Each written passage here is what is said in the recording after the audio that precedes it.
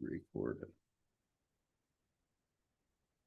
Just wait until the chat comes up so that I can wish people a good morning. And right here, you can see how many people are here. The chat comes up so that I can wish people good morning. And right here, you can see how many people are here. Okay. A lot of balls there. All right. Now, can you still hear me through that? I muted you because I hear you better here. Yeah. Can you hear that? Hear me now? Good morning, Judith. Can you hear me all right? Can you hear me all right? Okay. Yes. Before I talk to the YouTube audience, and we do have a couple of people here, so let me just, good morning, Art. Nice to see you. This one.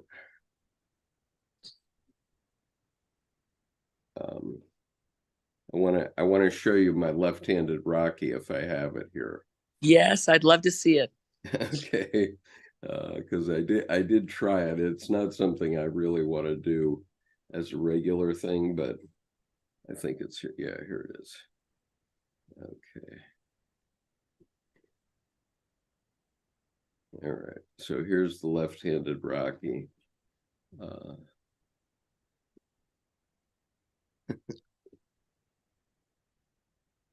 Wow.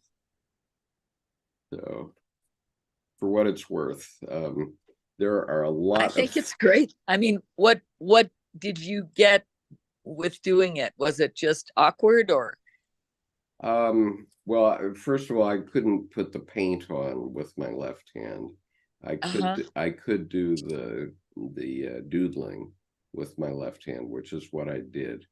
And but what I have here is basically the same things I get out of a normal right-handed Rocky, which is here's a face, here's a face, yeah, here's a serpent, another serpent, another serpent, another serpent. Lots of serpents in this. Lots of serpents. Yeah.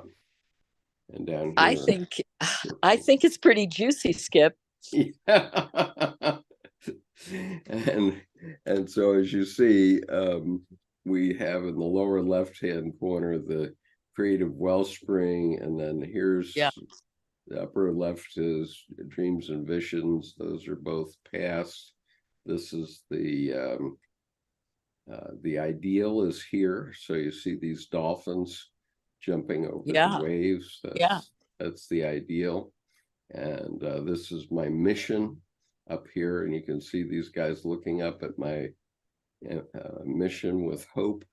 And down here, here's what I'm working with on the lower right in the future. So, wow. So it is pretty juicy. I agree.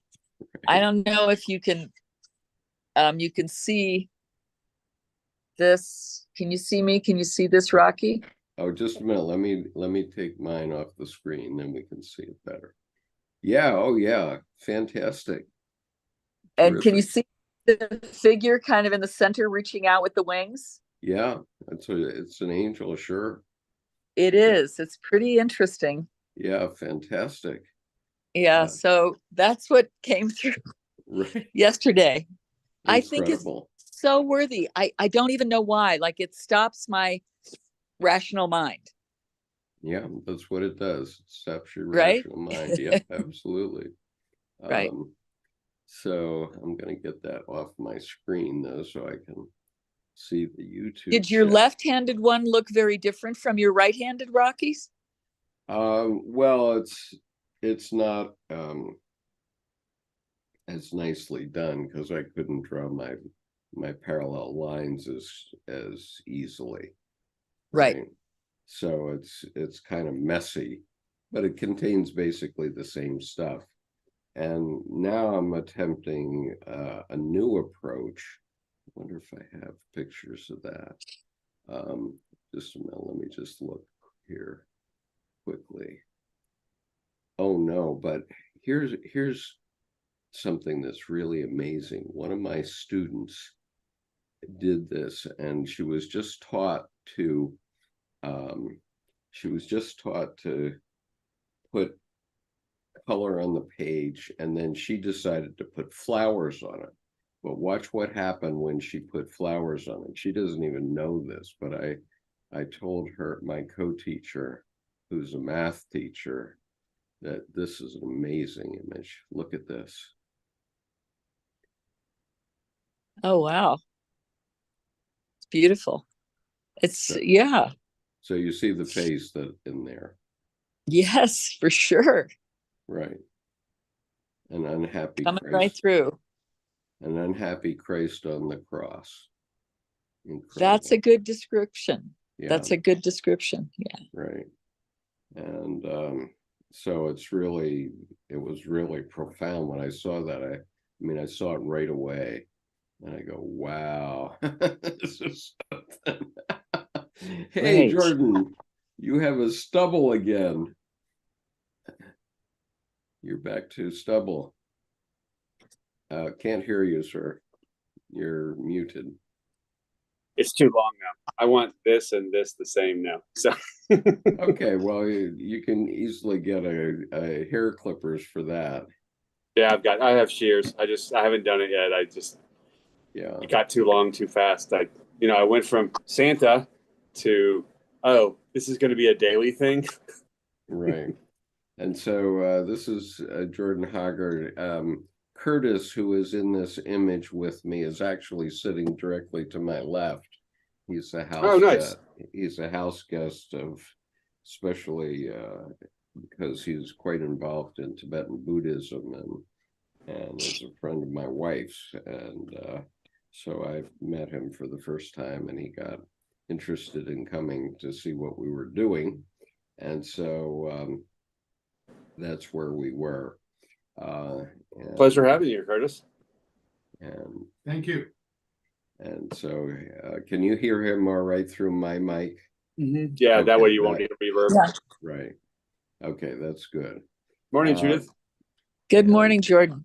Yeah. So, so Jordan, because he and I have been sidekicks on this for the last couple of years, is also a water bearer recipient, and Judith is a candidate water bearer recipient because of her work on her Rockies. She's you're a psychotherapist, right, Judith? Yes. Okay, Yes. so Judith is a psychotherapist, and I showed her and Lynn Keller this technique in April, and they really took off with it, and it's just phenomenal what they've been doing. And so I don't know what's going to come of that, but in the new year or something, definitely. I agree. It just keeps calling to do it, you know. It's very it's just so intriguing, and not from any, as I was saying to Skip earlier, rational place, but a non-rational place, which has a lot more. Right. And of course, Curtis is into meditation techniques because of his Tibetan Buddhism connection. Right. And so anyway.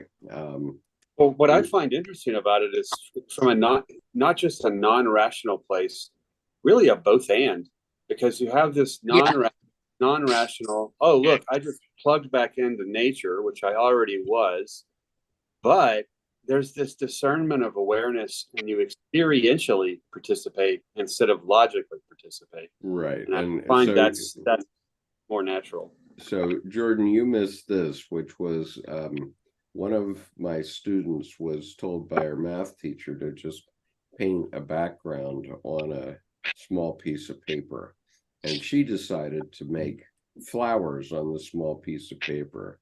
So I just have to show you the image that emerged from that. Let's see, I'm going to do that. Okay. And I want to show you what came up on my left-handed Rocky.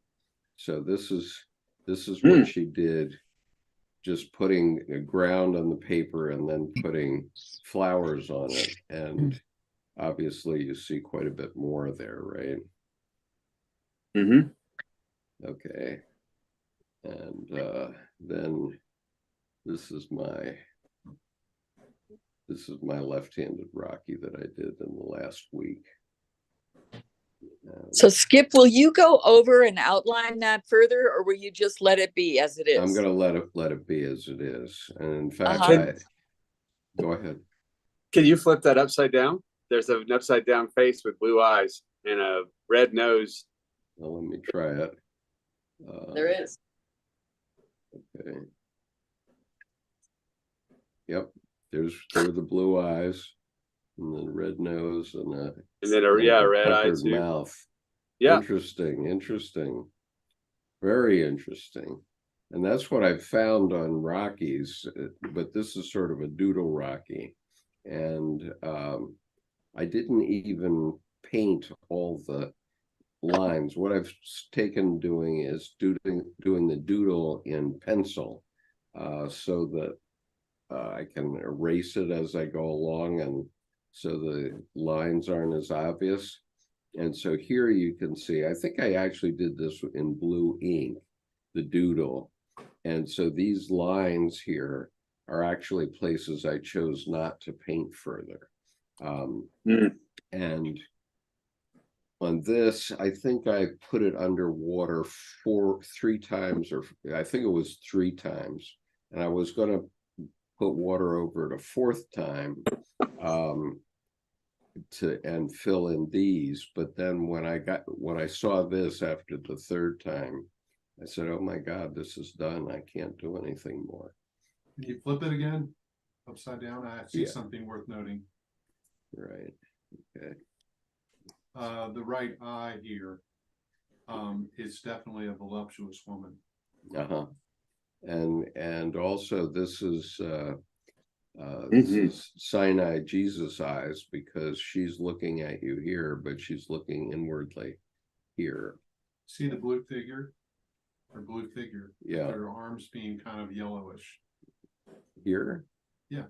Okay, well there's a whole right here's a guy in prayer right here. Oh, it's a voluptuous woman to me.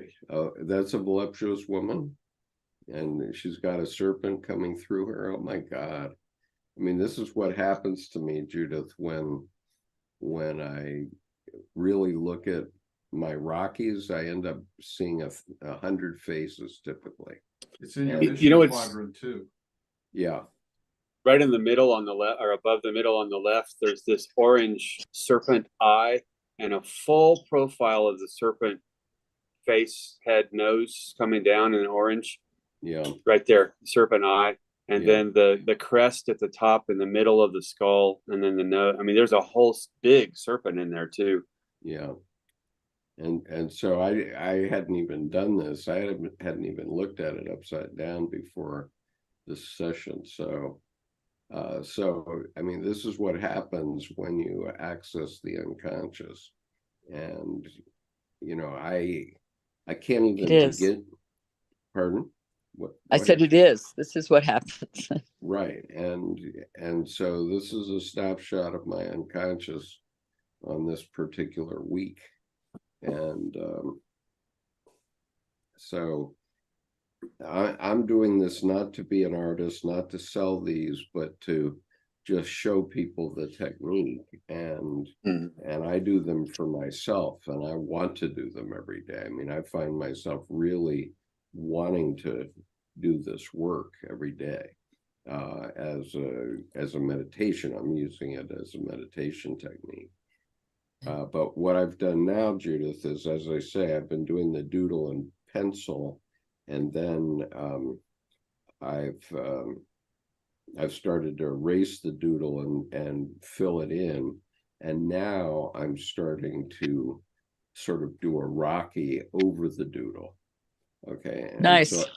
So I don't know what is going to come of that, but it's a process. So we'll see in another few weeks. Isn't it great to kind of just go into the unknown? Yes, it really is the unknown. You know, it's interesting because with my inner rose windows, the Constructing the Center watercolor series, I would do a 12-inch circle. I would tape over the center so that the compass wouldn't poke a hole. And it was called constructing the center because then geometrically I would try to fabricate ways to get back to the center, get some line by an intersection to ray through the middle. And sometimes I would, and sometimes I wouldn't. And what's interesting though is after I got that whole drawing done with a little 6/0 liner brush, you know, really thin, really long, I would do these huge washes really, really fast across the whole thing. And what's interesting is the burn patterns would cross square to square to square because the paper was, you know, forming a bowl, getting wet the same, but it wouldn't cross the lines.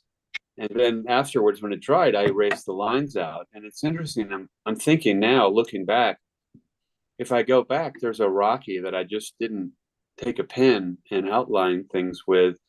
But it's interesting that it goes from property to property, you know, little property lines. So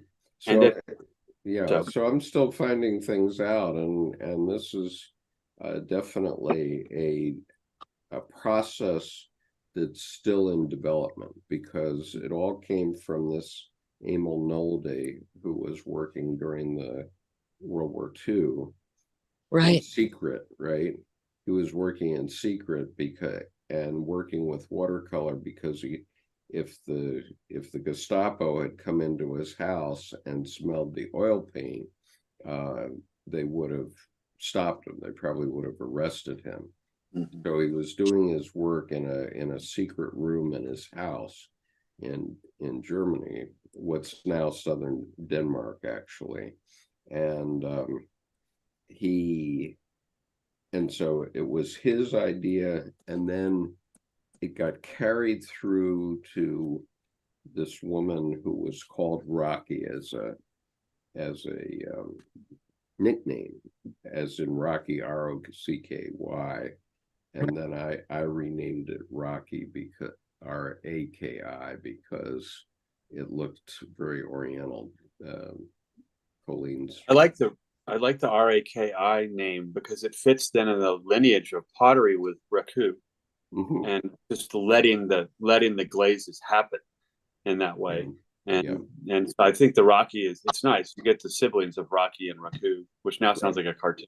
So this is the reason we're talking about this to our YouTube audience is because Jung was into finding ways into the unconscious, and this is the fundamental of Jungian psychology. I'll have to stop my background here it is. The purpose of Jung's whole psychology is to make accessible to us that healing power which resides in the unconscious. That's the essence of Jungian psychology. And so your unconscious will heal you if you can have access to it. And you know, whatever is making you sad, whether it's the loss of a parent or whatever else it is, if you do this work of opening up your unconscious through meditation, whether it's Tibetan Buddhist meditation or through this artistic approach, that it will open up the healing power of your own unconscious. That's the point. Okay, and Lawrence Jaffe did put a very sharp point on 20 volumes of Jungian psychology, but that's what it's about. Okay, so today we're talking about the Red Book by C.G. Jung.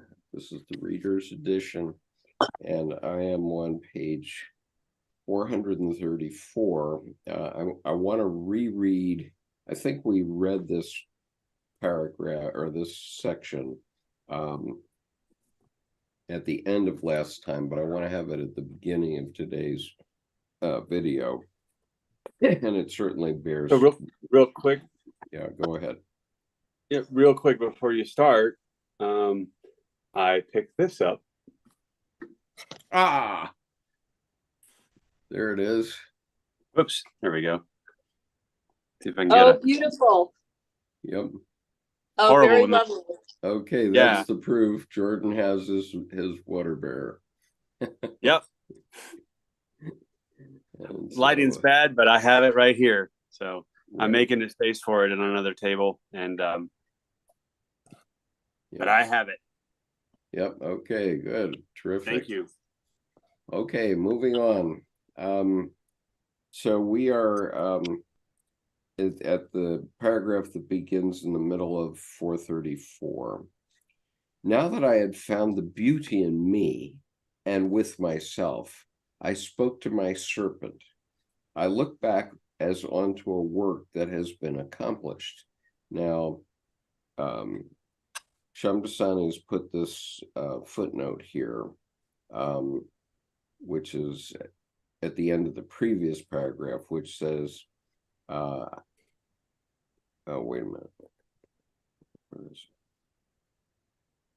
Okay, this isn't the footnote I was thinking of. Oh, yeah, it is. Okay, so it's February 9th, 1914. He's been doing his visioning for 6 weeks, active imagination. It's in Black Book 4, and he changed the word serpent to soul. Okay, on page 114 of Black Book 4. Okay, so as Jung is talking about the serpent here, he really means that our soul works its way up into consciousness, and that's what we're talking about, the 4 quadrants of the Rocky. Your creative wellspring is always in the lower left hand corner of the picture, whatever it is, whether it's a collage, a Rocky, a doodle, whatever strategy you use, that's the creative wellspring. And it's also where the shadow is. And so, you know, whether the serpent is good or bad is up to you. Okay, it always wants to find its way out into consciousness. And so that's what all this art discussion is about. Okay, so here's the serpent, and so you can hear the word soul when I read the word serpent, because that's the way Jung wrote it. And it wasn't until he came back and redid the calligraphic version of the Red Book that he changed it to soul. So Shamdasani has left it as serpent in the original Red Book. All right, so I'll read that paragraph again. Now that I had found the beauty in me and with myself, I spoke to my serpent. I look back as onto a work that has been accomplished. And then there's this dialogue. Serpent, nothing is accomplished yet. I, what do you mean not accomplished? Serpent, this is only the beginning. I think you're lying. Serpent, whom are you quarreling with me? Do you know better? I know nothing, but I had already gotten used to the idea that we had reached a goal, at least a temporary one. If even the dead are about to become extinct, what else is going to happen? Serpent, but then the living must first begin to live.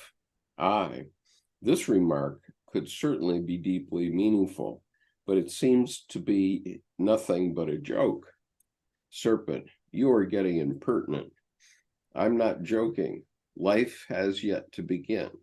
What do you mean by life? Serpent, I say life has yet to begin. Didn't you feel empty today?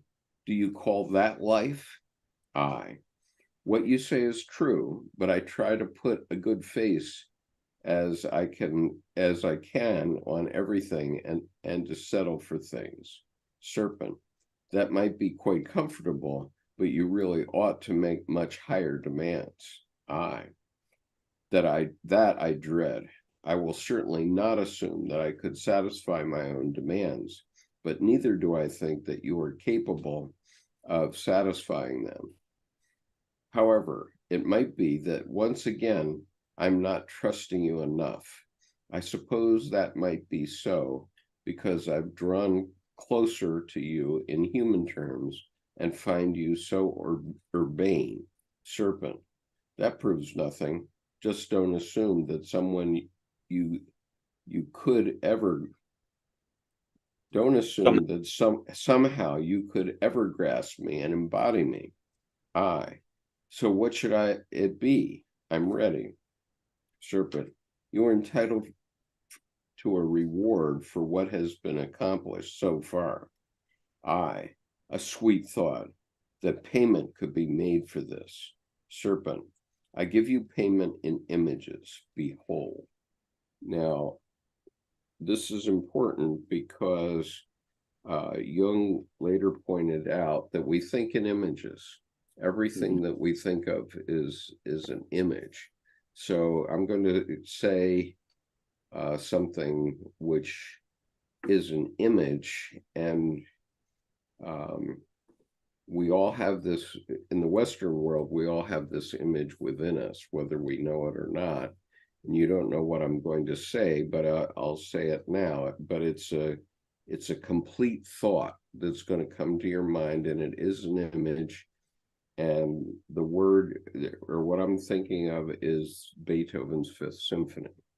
Okay, so immediately, bum bum bum bum, everybody knows that opening of the Fifth Symphony, and we immediately have images of all the places we may have heard it, all kinds of things about it. I can take another one, take an elephant. Okay, well, you can think of a two-dimensional elephant on a piece of paper, but you know lots more about elephants. Maybe you've seen the videos of elephants who play the piano and all kinds of things. Or no, the elephant who paints is a painter, and he puts the brush in his trunk and actually paints pictures. And you know, many other things that you may have experienced about elephants or giraffes, let's say. Anything that you think has so much more texture in it in your unconscious that only comes forward when you're thinking about it. And so every word on a page is an image. And this is why you see if you're reading a novel, you're actually seeing the movie play in your mind, because the words on the page become images that bring you along. And so other comments, please. Well, I give you payment in images. That to me, images are like symbols. They're infinitely generative. Yes. So every time you expend any of this currency of value of the image, it makes more. So it's not a finite, it's not a finite source. So I give you payment in images is to me an illusion to I connect you to your unconscious, the infinite midnight ocean source of everything. Your and then going back, wellspring. the creative wellspring, and then going backwards, to me, the serpent. I like that Sonu Shamdasani left the serpent in the original, because the soul is then personified and limiting. Because to me, the serpent is everything, the both and. It's not just Ouroboros, where the consciousness is the head, and then the end and the death and the unconscious is the tail. Once it's bitten, it's continuous. And similar to when Debbie did the presentation on the disappearing path, it's always the path disappears in the interstice, the synapse between each segment, but it's continuous. But the serpent then being the kundalini, literally coming from the sacral up through, not just up into the body, the pharaonic uraeus, the cobra, is then the top of the kundalini coming through the frontal lobe, which is absolute ultimate consciousness. So I find that then the kundalini is that the soul births the spirit. So the serpent becomes the soul, births the spirit, and then it's all. So the soul and the spirit to me are personified human qualities, whereas I think every living being on the earth has then the serpent piece, where it's the self-connection to nature. Yeah.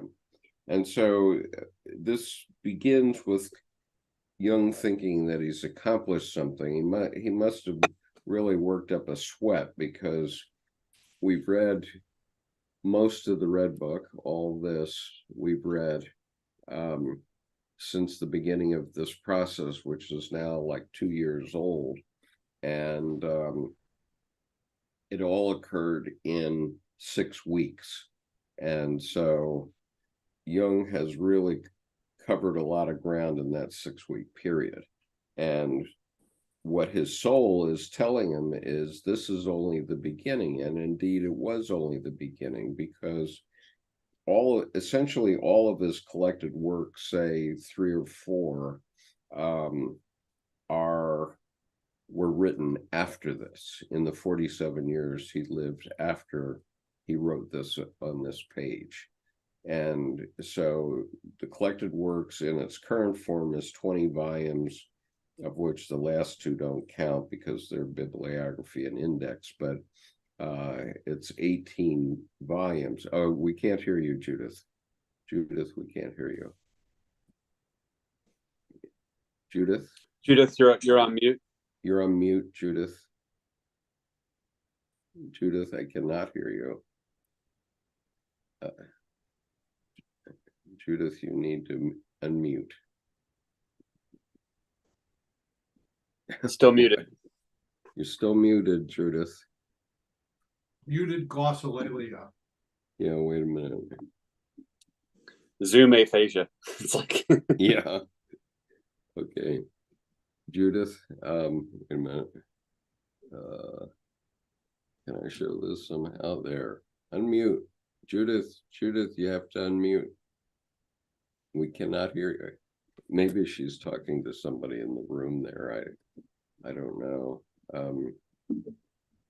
Let me just put it in the Zoom chat. Oh, you're maybe on a phone call. Yeah, or something. Okay. I had a thought too.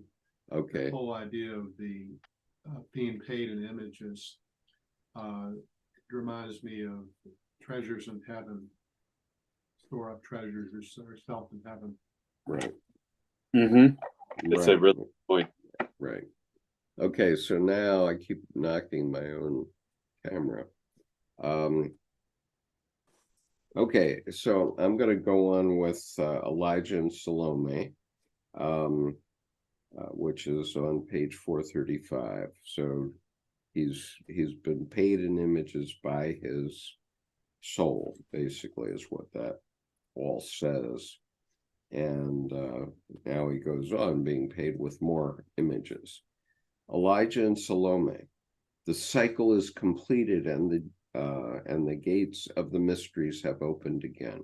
Elijah leads Salome, the seeing one, by the hand.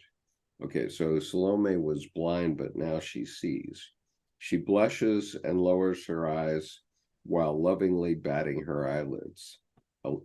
Elijah. Here I give you Salome. May she be yours. For God's sake, what should I do with Salome? I am already married, and we are not among the Turks, that's a reference to Turkish polygamy before Ataturk. Elijah, you helpless man, how ponderous you are. Is this not a beautiful gift? Is her healing not your doing?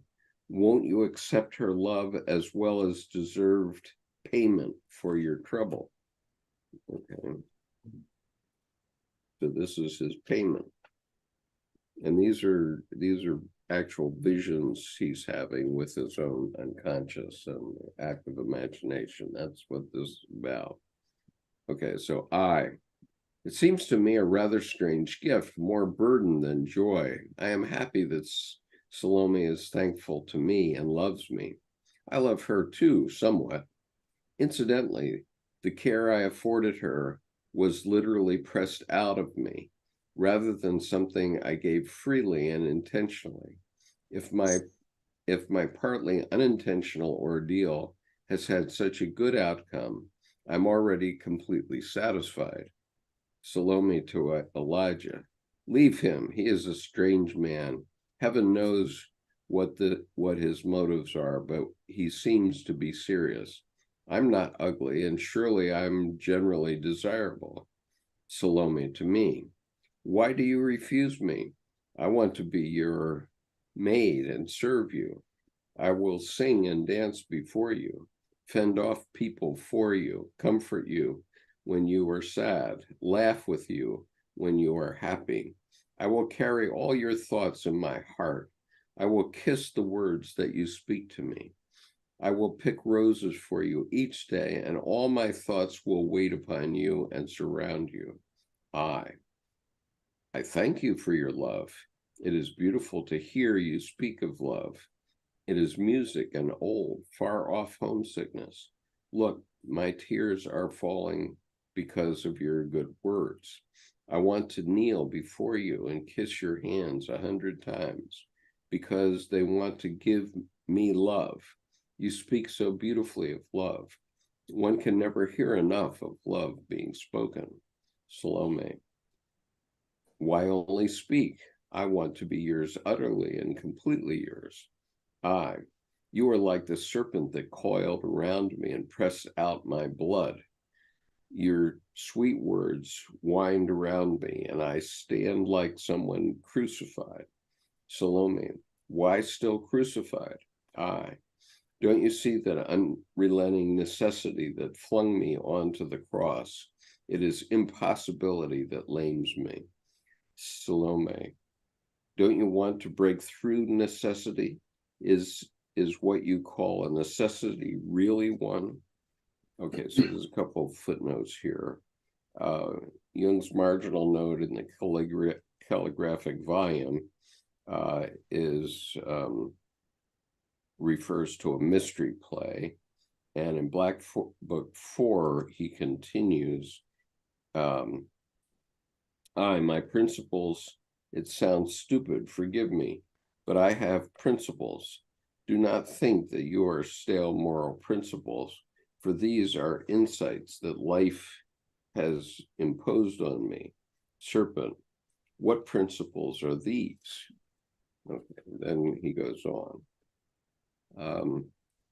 I think there's a, Go ahead. Go ahead. I was going to say, I think the breakthrough necessity is really important there, because there's the, screw necessity because wants. When you have wants, there's not a have to. There's a resonance that amplifies your own crystalline lattice structure, as it were, spirit, soul, etc., self. And I laugh that the necessity piece is, that amygdala, that reptilian reactive quality, which I love to, I don't like to even spell the word anymore. It's not AMYGDALA. It's that bitch, Amy. And she's usually not in your best interest, So I think that breaking through necessity to wants, which I've always found, from my perspective with Zen Buddhism, if I look at Alan Watts and say, when he says, it's not about sitting around trying to think about God while peeling the potatoes. It's just peeling the damn potatoes. And I laugh because I like the skins, so I don't even do that. So I think breaking through necessity to wants is a decent add to that, because it gets you to, I want to be yours, utterly and completely yours, he says, or soul. Salome says, there to me, it's not an unrequited nuisance level, naive, infatuative adolescent love, utterly yours. It's not even requited. I think it's experiential rather than this pining, youthful need. Breaking past the need to want becomes, I want to be yours, utterly and completely yours. That's self not interfering with itself, self-love that then can connect to someone else who has the similar resonance. So I think there's a larger piece that's going on here, somewhat in code, that's not even really right under the surface. It's like an elephant in the room. Right. And if you're newly watching our videos, please note that when Jung is talking with Elijah and the serpent, now equals the soul, he is talking to parts of himself. So he's envisioning, he's having a vision, he's putting himself in a sort of a semi-conscious space, which he later developed as and called active imagination. So he's imagining Elijah and Salome, or the serpent, and Salome and the serpent, physically in the room with him. And he's having this conversation with these emanations of his own psyche. This is something that he was incredibly prepared to do, because long before this period ever started, he had been a practicing psychiatrist for about a decade. And so he knew what visions people could have, and he was developing a strategy of how to deal with those visions. So when he started to have these visions, he knew what they were. He tried to interact with them, and lo and behold, he could interact with them. He could communicate with them. And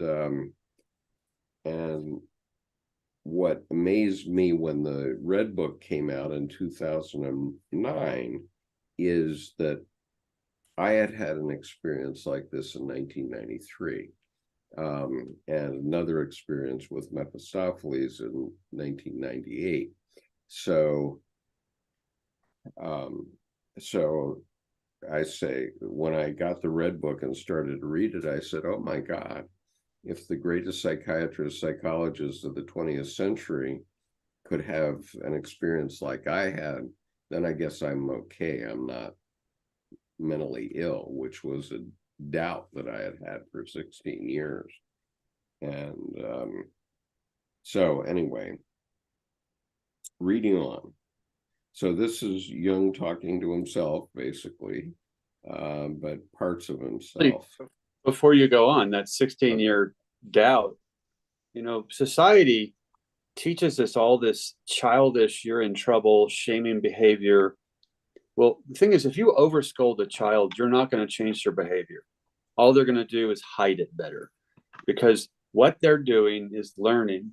And not everyone who does something at 6 is going to do it at 12 or 20. Or so, like Jung said, it's not about right and wrong. It's about sense and nonsense and consequences. And I think that what happens is, the comedian Ricky Gervais? He said, why do we need these rules to not commit crime or rape or murder? And the woman says, well, then how are we not going to do it? And he says, I do it as much as I want to. And she's surprised. And he said, and that number is absolutely, I don't want to. It's 0. I don't need those guardrails because I have nature. And what happens is, I find there's this rational compassion of the intellect that comes in to navigate with the heart, not some unbearable lightness of being where I'm always in some existential distress. If I'm always in distress, then I better get used to that. And that better become my baseline for making beauty and finding treasure in the trouble. Yeah. Go, Chris. Yeah, go ahead, Curtis. Or Curtis, sorry. I forget the quote exactly, but love all and do as you please. Yeah, and then Crowley added, and do no harm. But I think he stole that. But might you well know, have. Yeah. Go ahead, Judith. Jordan, I really appreciate the kind of core, and I feel like Curtis, I've been a practicing Buddhist for 47 years in the Karma Kagyu tradition too, and but I believe in the fundamental sanity. I believe in the unbreakable, brilliant awake that is human birthright. Yeah, and Judith, didn't you go to Naropa University? I did, yes, Yeah, and I okay. taught there for 13 years. Okay. In the contemplative psychotherapy master's program. Wow. And however, Jordan, we have deep hurts that happen to people, really deep wounding, and their barometers get skewed. Yeah. And, Ricky, I feel like Gervais is coming from a place of the fundamental sanity and the fundamental basic goodness. And also we have people that haven't, it's either been damaged or so covered up. It's not broken. I don't believe in it's ever being broken. Mhm. And in that sense, there's this, I mean, I even have it down here. Some of it I call some of the kind of baby hippies who live in Crestone, and they grew up in their cars with their mothers being meth, mothers, and, welfare children and foster home kids. And they come and help me do things because I'm an old one down here. And we end up like sharing very basic things. It might even be, that you might put a fork and a knife down on either side of the plate. Such fundamental pieces of, well, how does one live and move through? And, oh, when somebody asks you a question, you respond rather than just ghost them.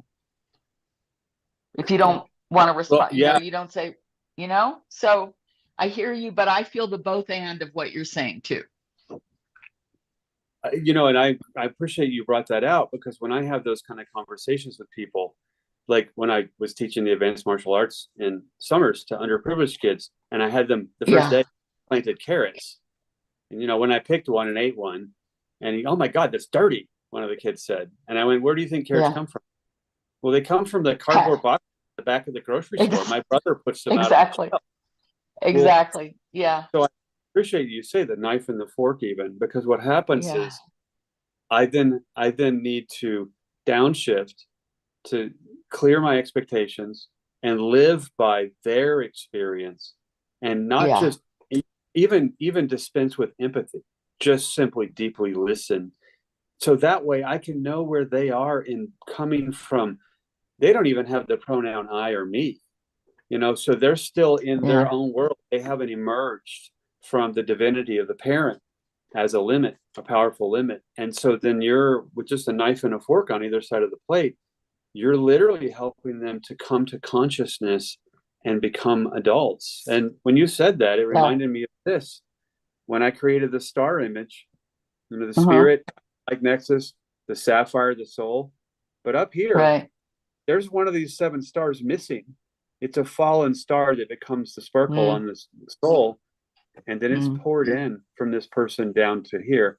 So you're taking them here and bringing them back up through here with just a knife and the fork. Yeah, I love the way you open that up to go into that. I hate to say it, if I say mundane, it's going to have a capital M, because that's where it lives. Yeah, but it's profound. Yeah. So who do you think Salome represents here? What is her archetype? Sophia, I think, in cloak, I think, or actually more Hokmah, more primal, older. Oh, I'm sorry. We had a hiccup here. I wanted to ask Judith, because you can hear me now, right, Judith? Yes. Okay. Curtis was asking me how it was that Jung felt that Tibetan Buddhism was the closest relative to his psychology. Do you have a thought about that? the closest religious tradition to Jung's psychology. Do you have a thought about that? Yeah, I mean, the original thought, just first thought without thinking, is the vivid display of the unconscious in Tibetan Buddhism. It is so vivid.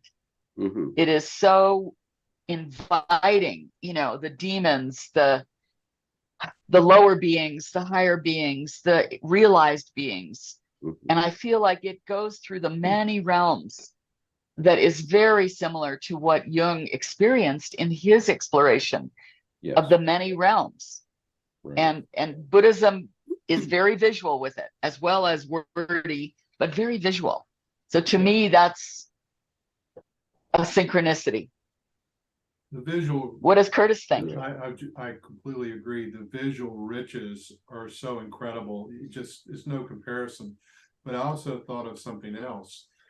the Buddhist notion of retinue, in the highest sense, includes all the demons too, so they're fully brought into consciousness.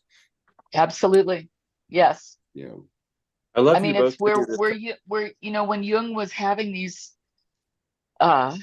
experiences coming through in these revelatory writings, you know, evil had been kind of shunned from the Judeo-Christian, really, really put, you know, farther back than the way back seat. Like, oh, We see that's that brought us wonderful things, didn't it?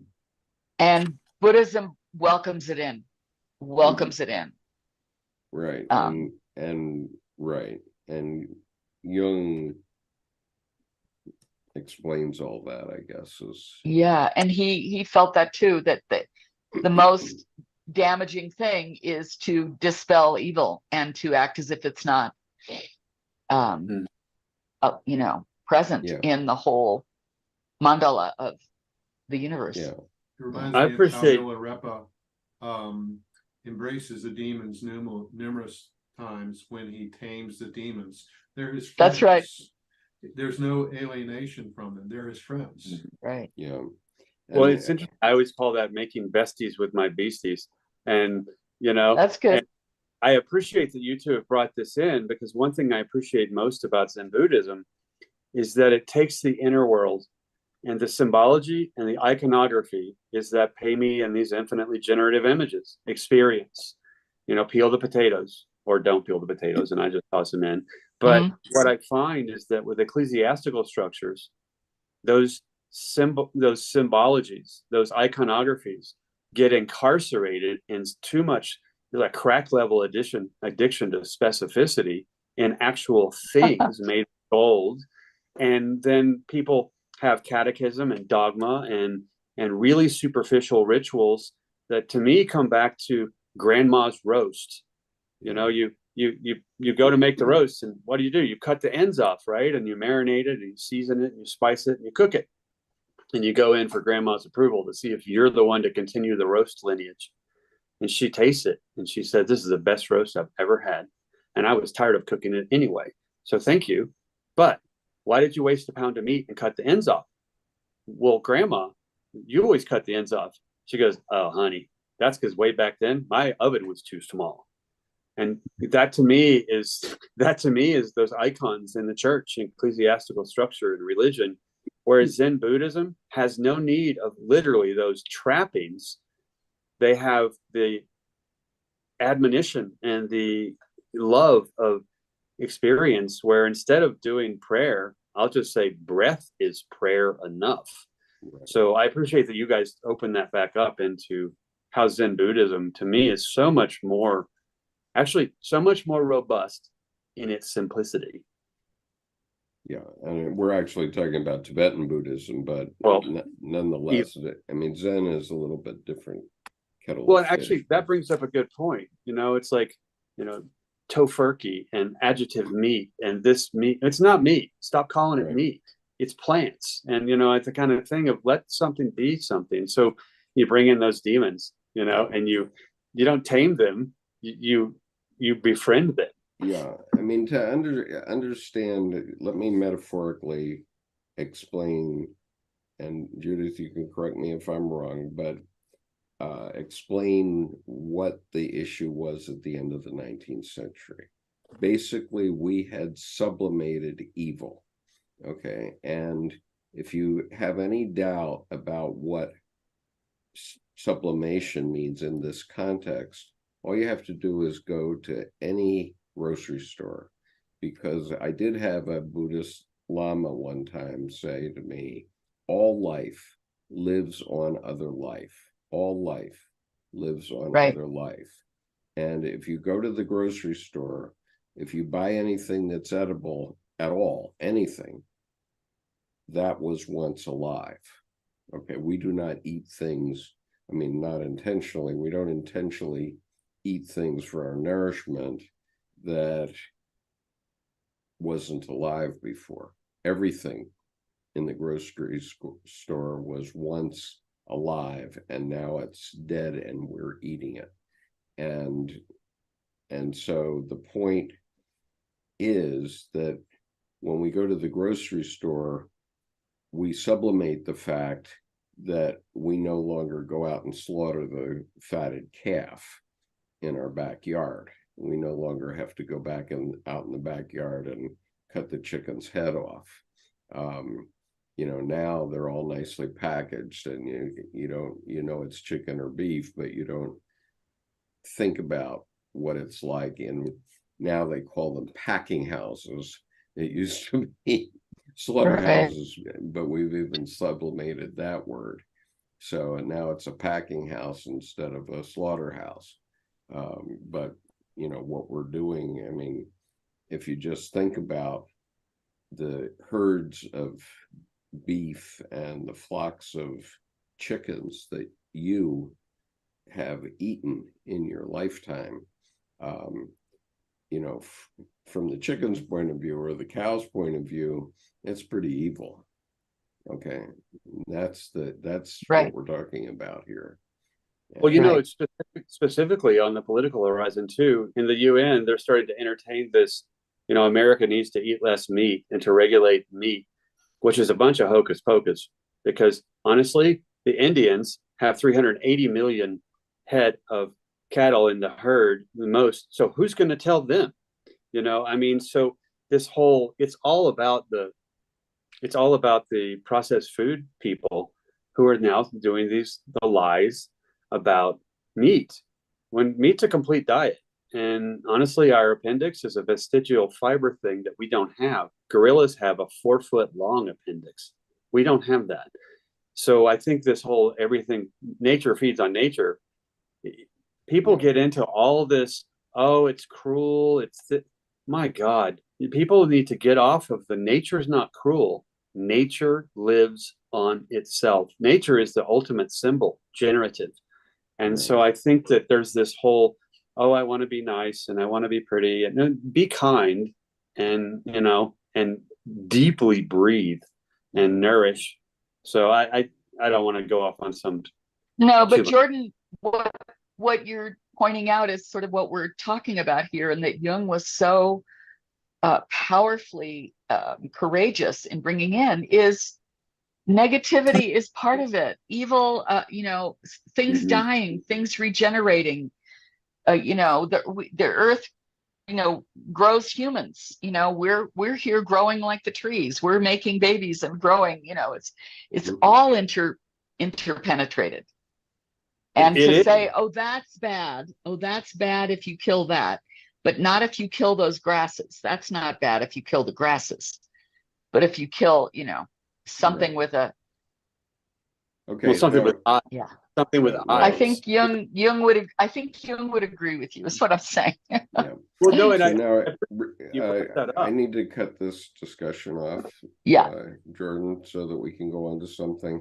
There's a comment from Richard on YouTube that I do want to address. He says, "Why does Jung reference Jesus so much then?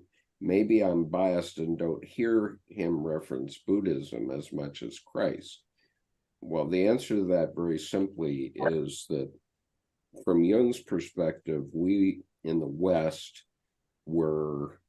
have grown up on Christianity, and his father was a Swiss Reformed pastor, and so he was brought up steeped in the tradition of Swiss Reformed, his whole life. I mean, he was taught, classical Latin and Greek, for example. One of the few that, after he died, there's probably nobody else that was really brought up on Latin and Greek the way scholars did in the old days. And so he was brought up on the Western genome.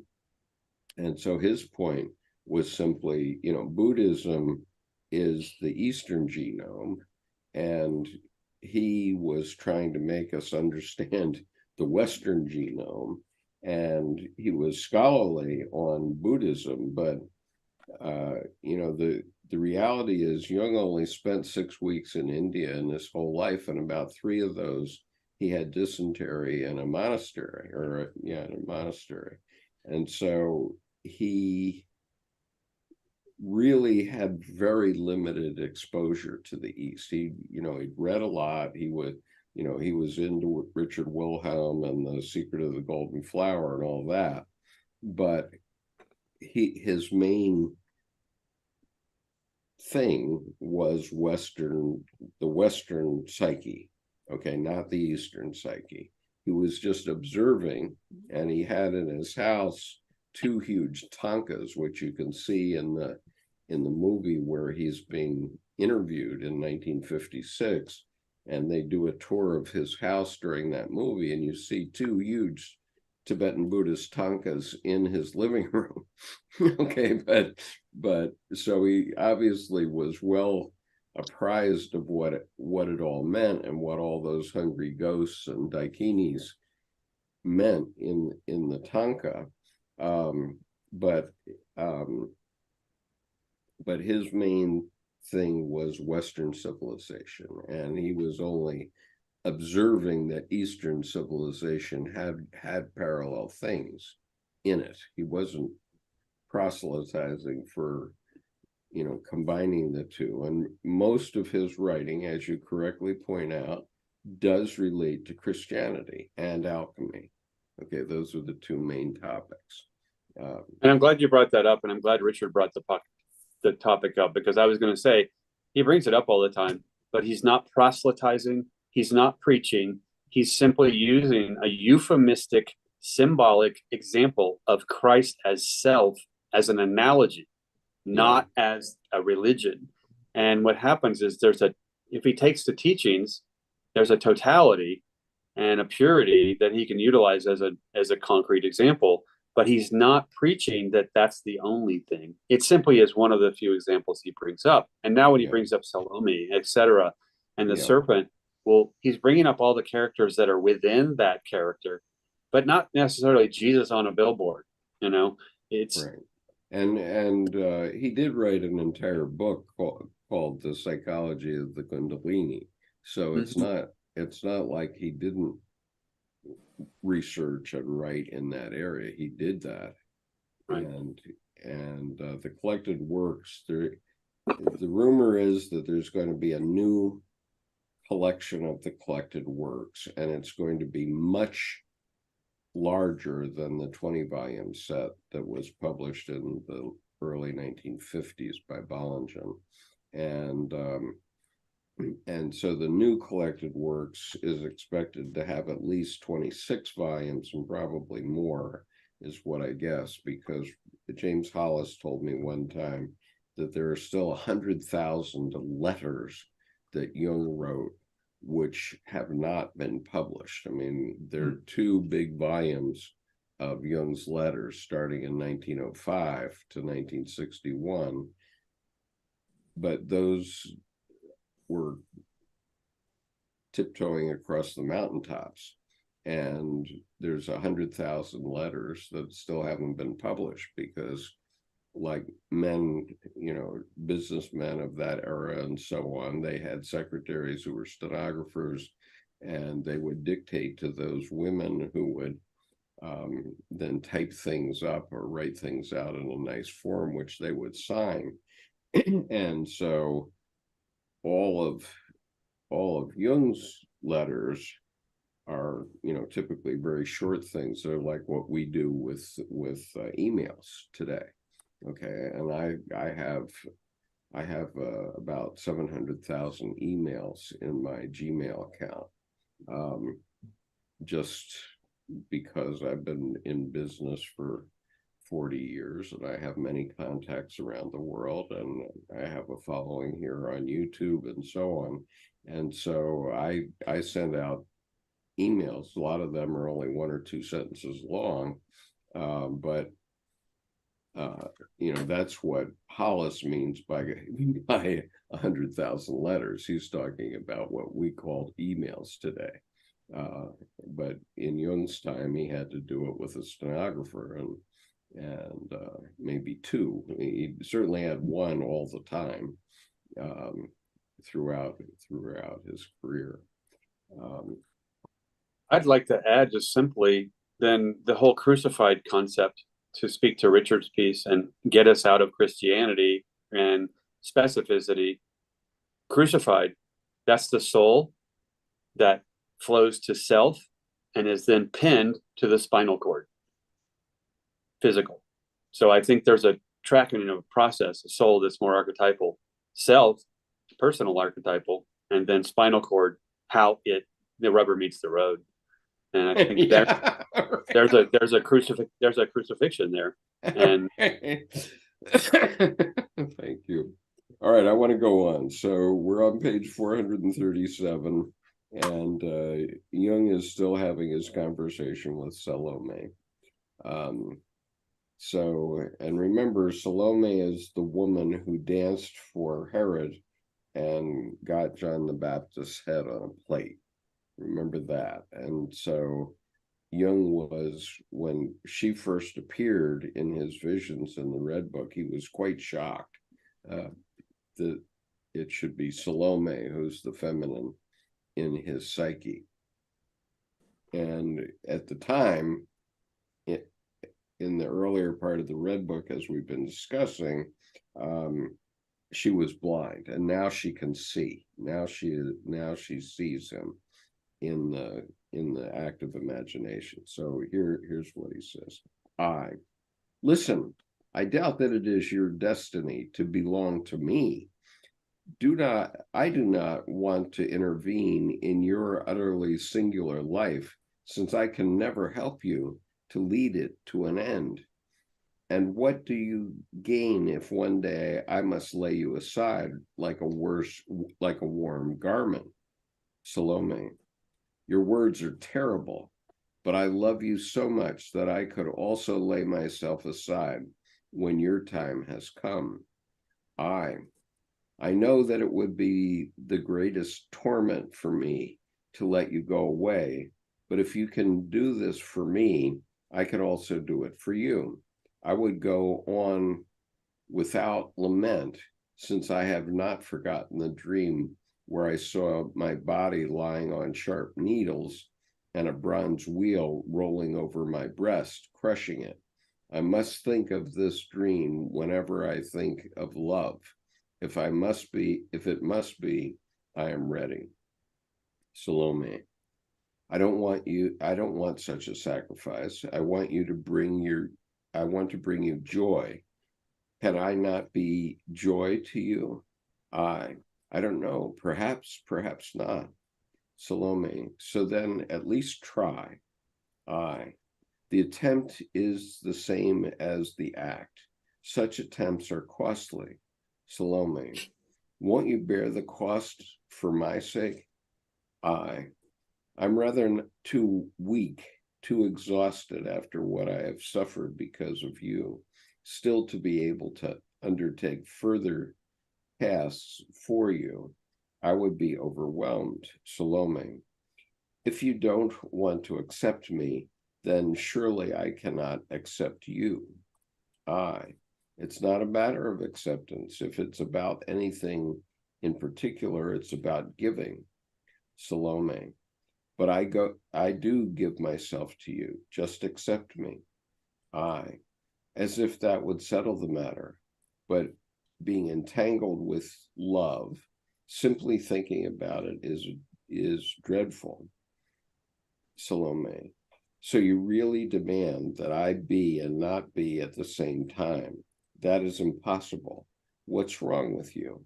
I lack the strength to hoist another fate onto my shoulders.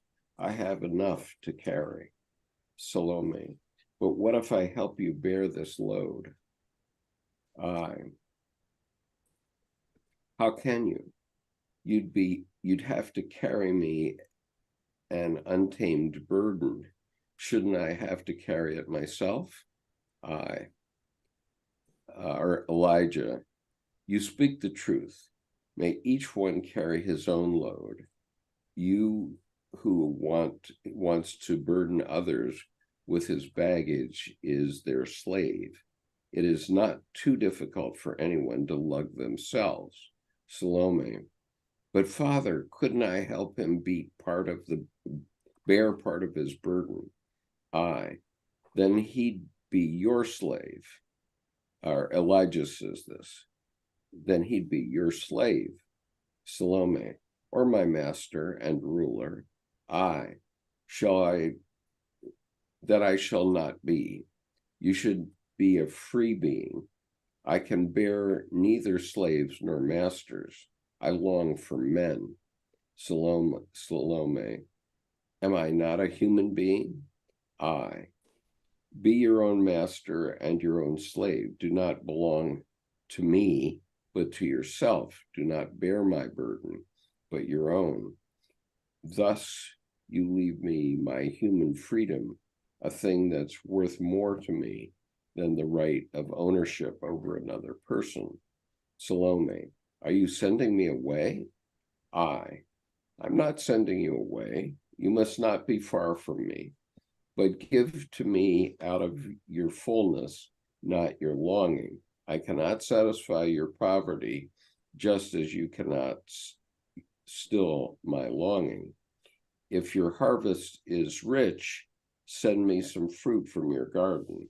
If you suffer from abundance, I will drink from the brimming horn of your joy.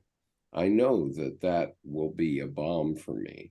I can satisfy myself only at the table of the satisfied, not at the empty bowels of those who yearn. I will not steal my payment. You possess nothing, so how can you give? Insofar as you give, you demand. Elijah, old man, listen. You have a strange gratitude. Do not give away your daughter, but set her on her own feet. She would like to dance, to sing, or play the lute before people, and she would like their flashing coins thrown before her feet. Salome, I thank you for your love. If you really love me, dance before the crowd. Please people so that they praise your beauty and your art. And if you have a rich harvest, throw me one of your roses through the window. And if the fount of your joy overflows, dance and sing to me once again. I long for the joy of men, for their fullness and freedom and not their neediness. Salome, what a hard and incomprehensible man you are. You have changed since I last saw you. You speak another language, one that sounds foreign to me. I'm sorry, that was Elijah that said that. You've changed since I last saw you. You speak another language, one that sounds foreign to me. My dear old man, I'd like to believe that you find me changed, but you too seem to have changed. Where is your serpent? Elijah, she has gone astray. I believe she was stolen. Since then, things have been somewhat gloomy with us.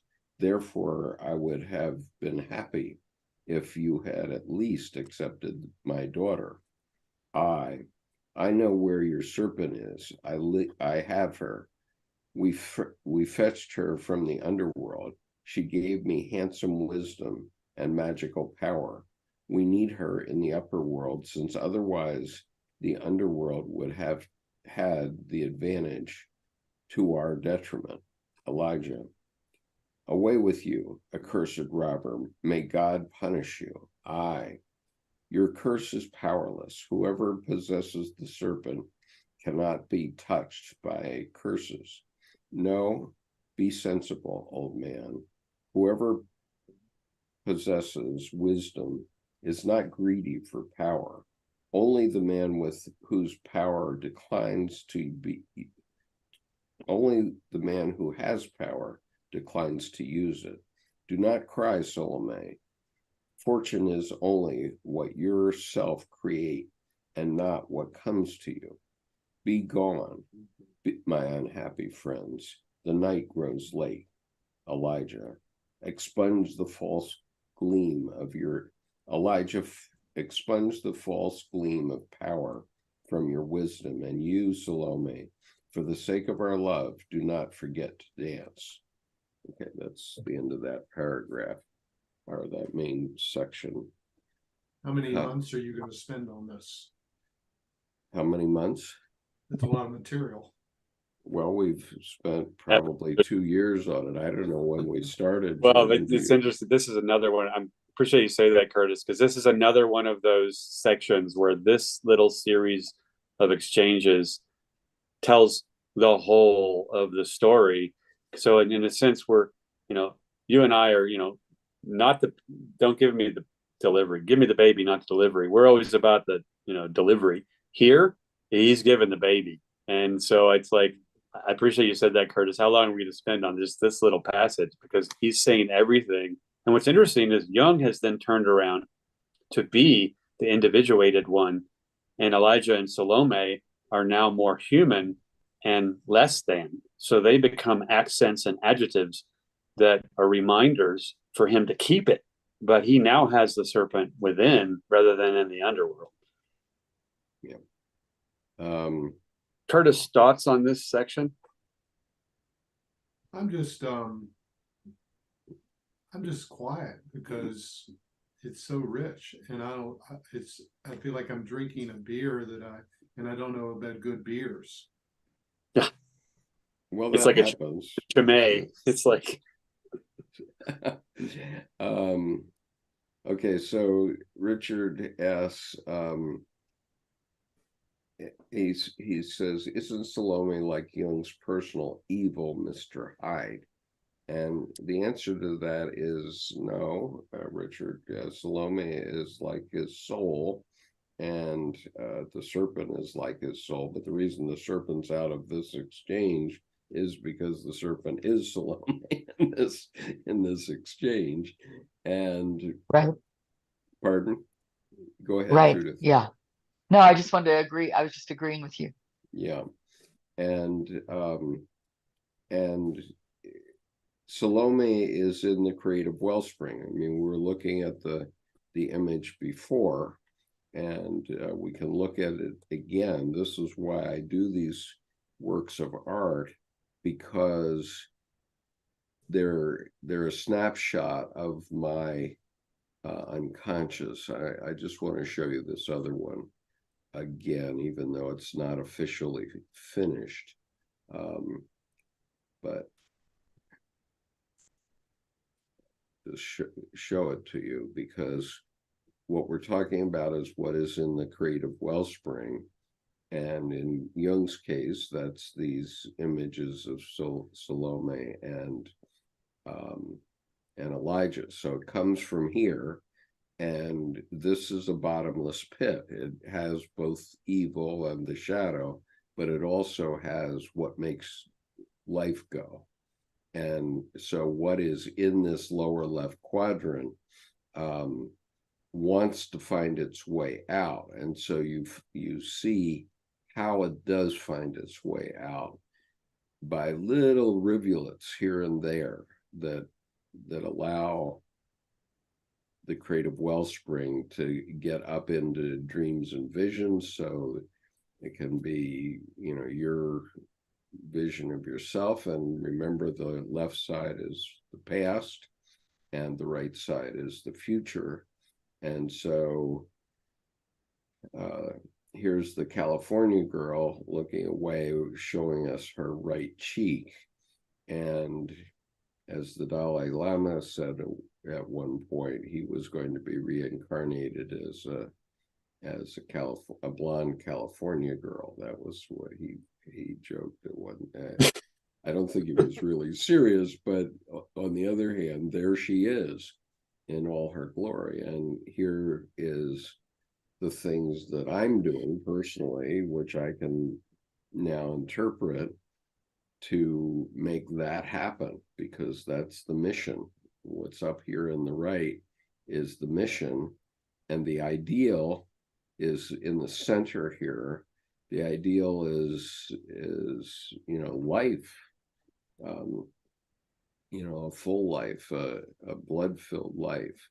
And the blocking part is right here. This sliver of blue is the blocking part that's preventing it from going directly across. And so that's the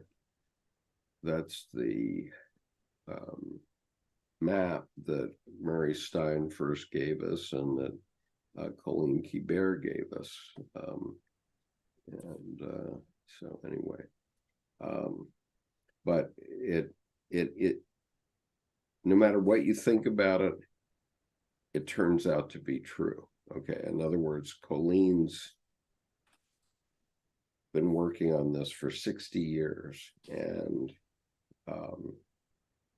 she's now 91, and she has established that the doodle becomes a mark of the self. And I doubted her on that, but then I find that when I doodle, I cannot do it any other way than the way I doodle. Okay, and everybody does it differently. And so that's what I learned. When I start to doodle, I can't force it in another way, because that would be consciously forcing it, would not be achieving the objective of getting to the unconscious. I have to let it just go the way it goes, and invariably it goes the way it goes, which is what you see in that 4-quadrant piece, which is in my doodling. I create these little pipelines that go over and under and find their way around, right? But except when I do a left-handed doodle, and you saw what the results are. So there's a lot that comes up, and as we've discussed at the beginning of this session, those things, I hadn't even seen a lot of the stuff that we identified at the beginning of this session, because I hadn't turned it over. I hadn't turned it upside down. And then you guys said, okay, let's turn it upside down and see what we get. And boom, there's a lot more there. Right? You know, it's, Go I ahead, thought upon Curtis. further. Let's hear go what ahead. Curtis has to say. Well, I'm not a regular imbiber of the Jungian beer, but I will tell you what I think of the beer we just heard. It seems he has a lover's quarrel with Salami. Oh, yeah. And usually it's a love affair, but he has a lover's quarrel. And I thought of some part along through it, I thought about the book Surprised by Joy by C.S. Lewis, where, this dry Oxford intellect finally, after conversion, kind of dragged through it by reason, he finds joy. And here Jung is flirting with joy, not quite surrendering, arguing her away, but not putting her away. And yet she keeps drawing him in. And I know the Jungian terms, but I don't know how to use them. But is it shadow? Is it anima? Is it the great self? Is it the great mother, the primordial wisdom, which is beautiful? I love the way you put that. And I love the way you put that without the Jungian trappings of terms, because that actually is more accessible that way. Sure. And so Richard says on YouTube here. I'm sorry, I just got to say, I think I'm drunk now. So Richard Jung's says a good on YouTube, my personal mysteries are ending, thank God. 3.5 years of hell. I still see them as small serpents and not as anything sympathetic from God, as many of the saints did, or the Orthodox Christians still do. And the point is that, serpents are both good and bad, and that's why they're in the caduceus, because some things that produce poison for some people produce healing medicine for others. And that's an expression of the passage.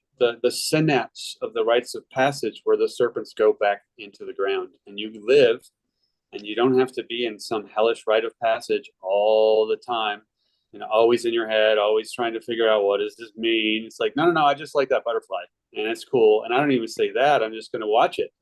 But I don't think that the mystery or the arcanas or the secrets go away. I think that, like nature, they have their season of sleep, and that I laugh when mine come back, and I have a similar thing arise in life. My joke now is it's the universe giving me the same situation, except it's saying, here you go. Are you still a dumbass? It's like, what are you going to do with it this time? So I'm going to have to take a short bio break here, but Jordan, could you read? We'll try to get through the next section if we can. Yep. Yes. Hi. Good Hi, morning, Mela. everyone. I wanted Morning. to share that in my opinion, I think that, because as I mentioned before, because I'm not sure exactly what's happening in Jung's life exactly, that he feels this way, that it's all very metaphorical to me. I'm not sure if he's speaking of, his matrimony, his holy matrimony, or, the fact that now he's preparing for holy matrimony, and that maybe these symbols are himself as a man, and and so Salome represents this woman, and he's trying to understand for himself who he is in this place during this time, given the activities and the situation. So is he a hero, and who is his, damsel in distress? Is she in distress, or is she just someone who's awaiting him? And is he Well, this is a prepared part of now for himself, love? and he's definitely in distress. And as we said in the beginning, the whole Red Book has its genesis in the catastrophe that's about to happen in Europe, which Jung recognizes as the collective unconscious. He doesn't recognize that until August 1st, 1914.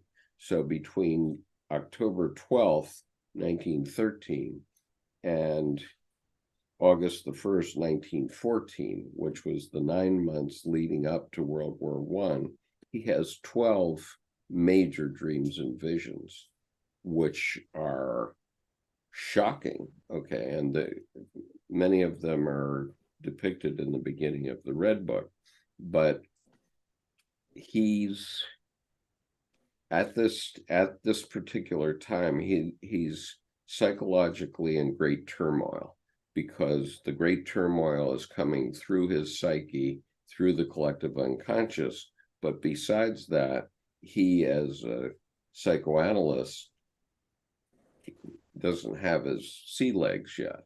And so he simply decides to treat himself as a case, and he starts to have this series of active imaginations.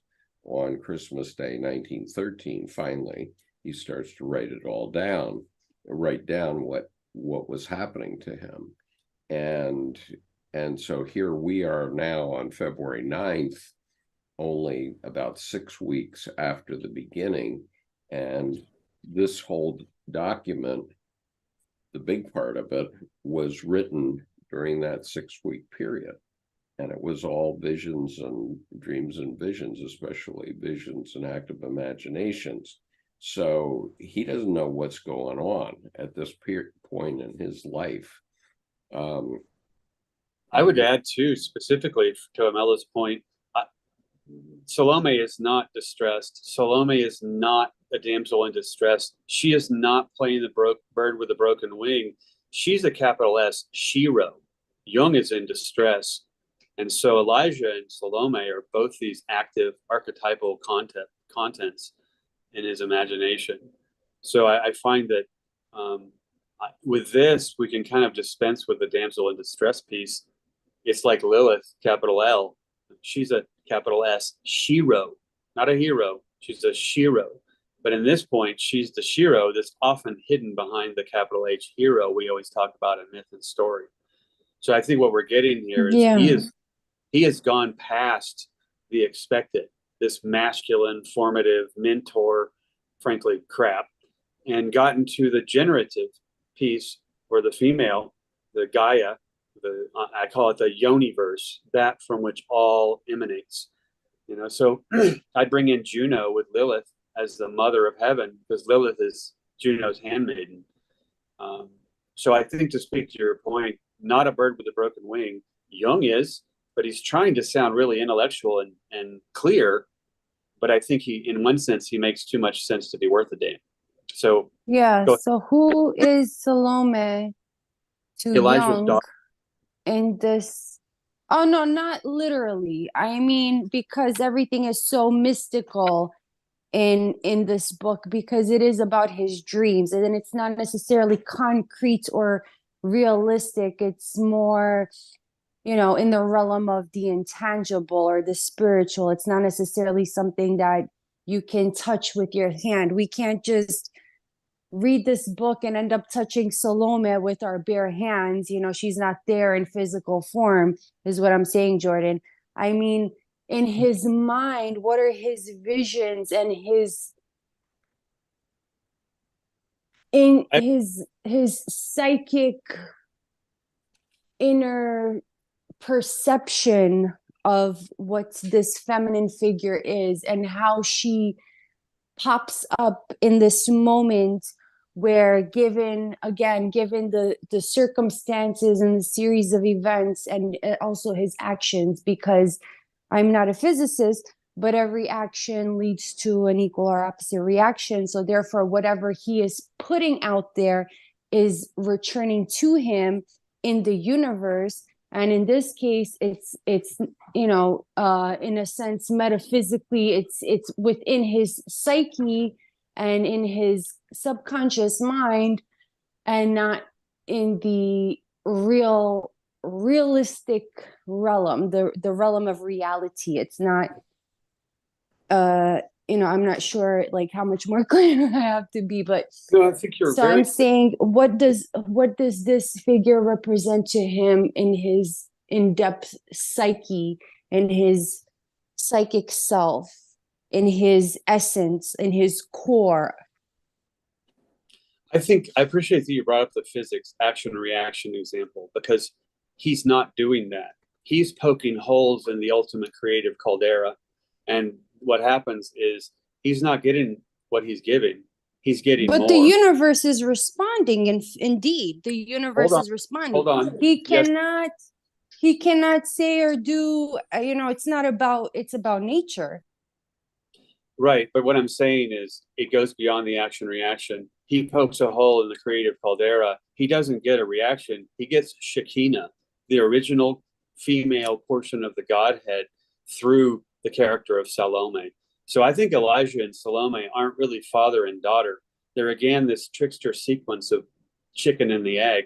So that he's speaking to Salome more than Elijah, to me, says he's interacting with the mother of the universe herself. So his action, I poke the caldera, cool, it gives back, except, oops, Hoover Dam, here comes a lot more than I asked for. Okay, so let's all remember now that Jung himself was trying to figure this out, okay, because he had such an intense experience.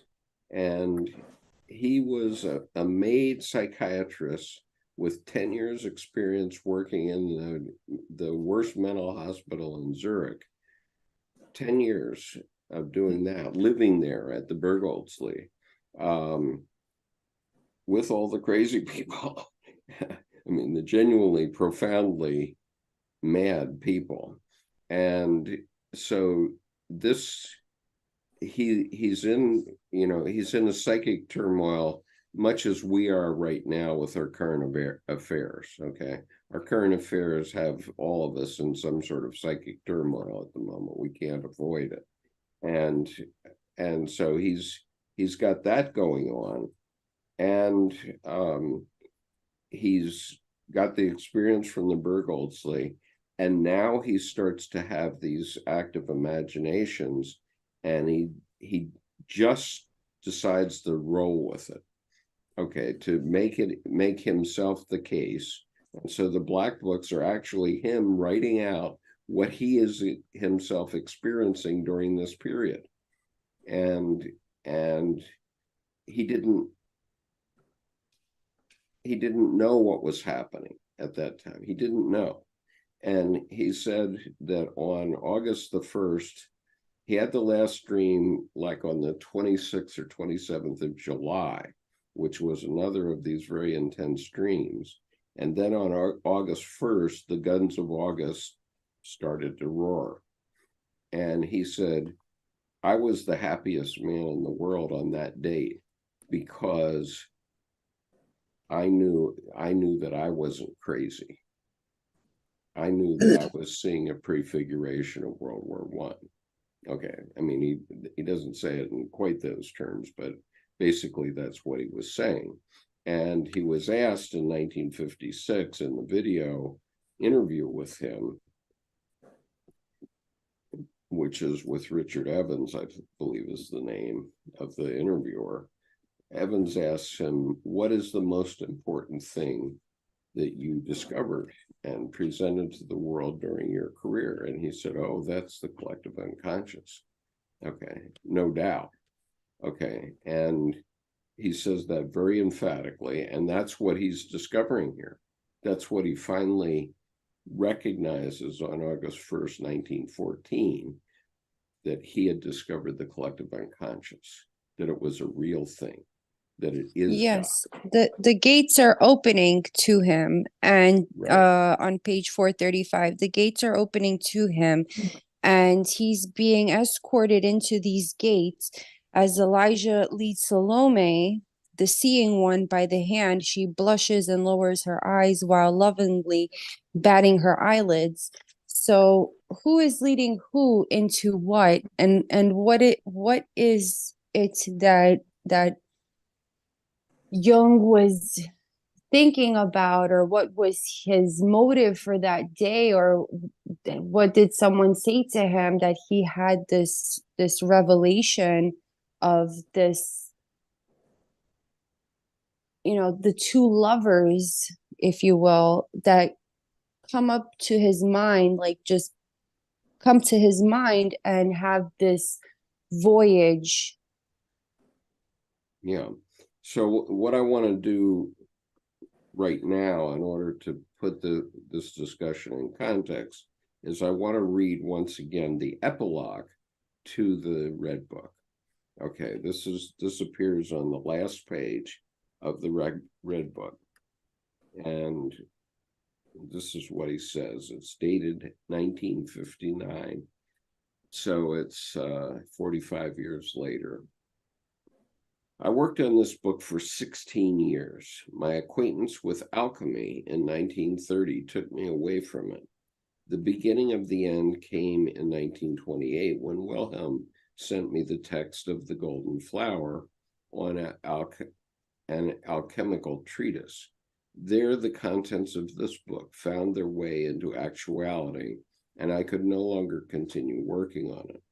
To the superficial observer, it will appear like madness.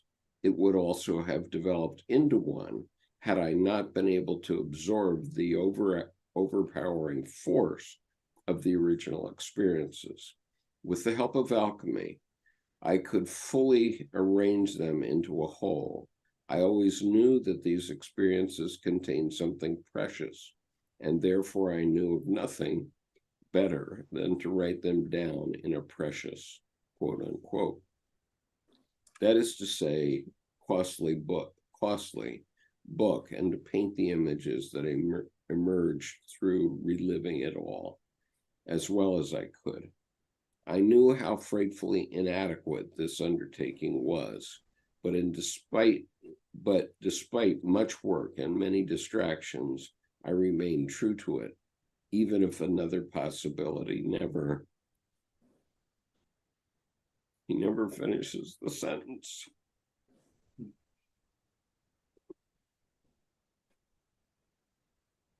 And the footnote reads, this appears on page 190 of the calligraphic volume of Liber Novus.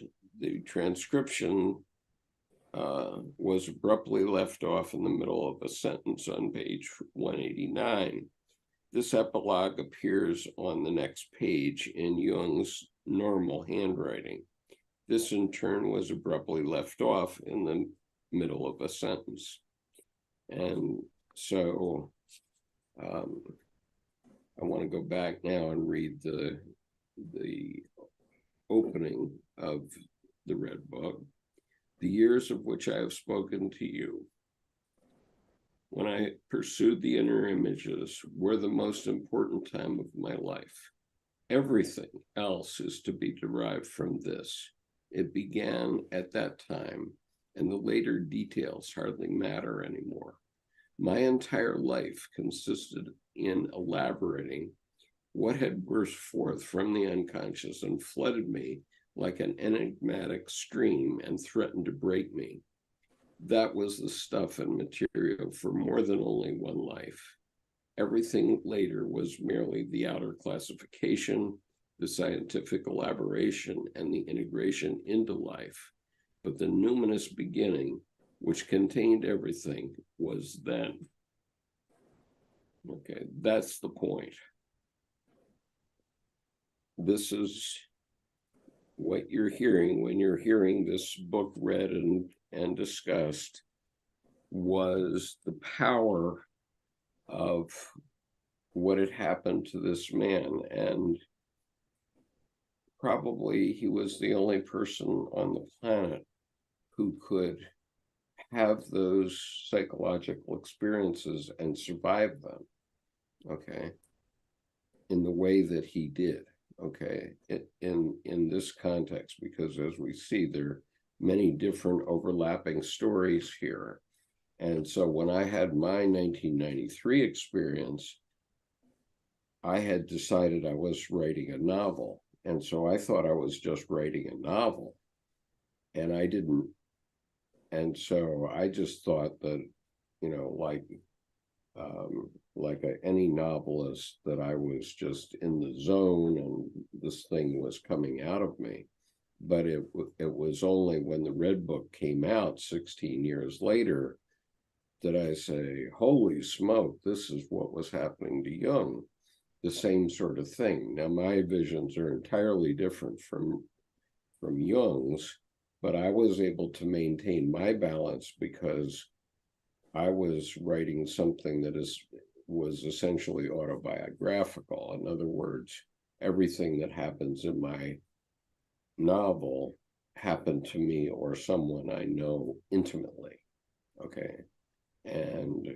And so to me, I didn't have a feeling that I was crazy. I was studying Jung at the time, but I didn't connect the two up at that time. In 93, I didn't connect it to Jung, but now I do, because I see that these visions that I was having during that 8-month period, mine was 8 months, not 6 weeks, every morning, 8 months.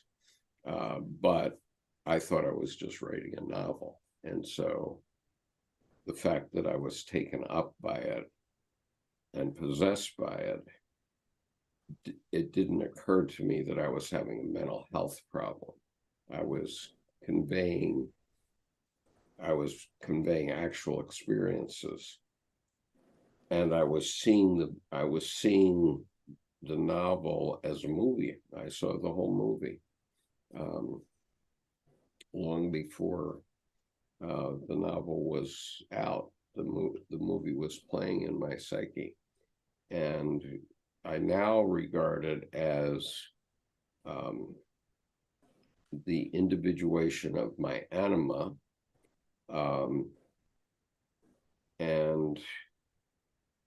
and it was an archetypal possession. I know that, okay? And so when an archetype gets a hold of you, it's not going to let you go until it's over. Okay. And so I think of it as like a record in a jukebox. You push the button, and then boy, if that record starts to play, it doesn't stop. You can't stop it until it's done. And my animal was very clear. You're going to write this story no matter whether you like it or not. Okay. And so anyway, and yeah, I think Curtis wanted to say something, and then yeah, go ahead, Curtis. I'll say something after that if Yeah, it's sure. possible. Well, I thought of the quote from R.D. Laing, I think. Sometimes breakdown precedes breakthrough. And culturally, Jung was breaking through into new territory. We had such rationalism with the belief that science was going to solve everything, including all our problems, sociology, psychology. Freud starts to drift away, but Jung fundamentally breaks with the rationalist paradigm. Mm-hmm. And no wonder it's unsettling for him. Look at his trajectory. For him, this would be very disruptive, what he's experiencing. We look back and read it as Jung, but for Jung, it was totally unsettling. I also thought of the parallel with Franz Jägerstätter, the Austrian catechist, who had a dream of two trains colliding, and he knew that it was World War II coming and that he could have nothing to do with it. And he refused to save himself, and faithful to his vision was martyred. And Catholic Church eventually came around and recognized, that he was right.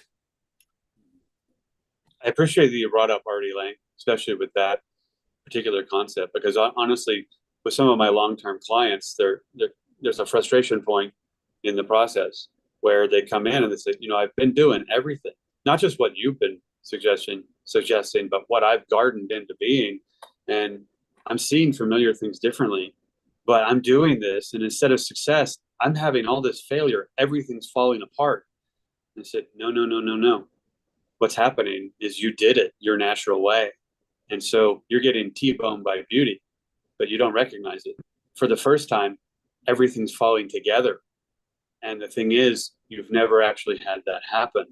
So it comes across as threatening and traumatic and new and different and dangerous.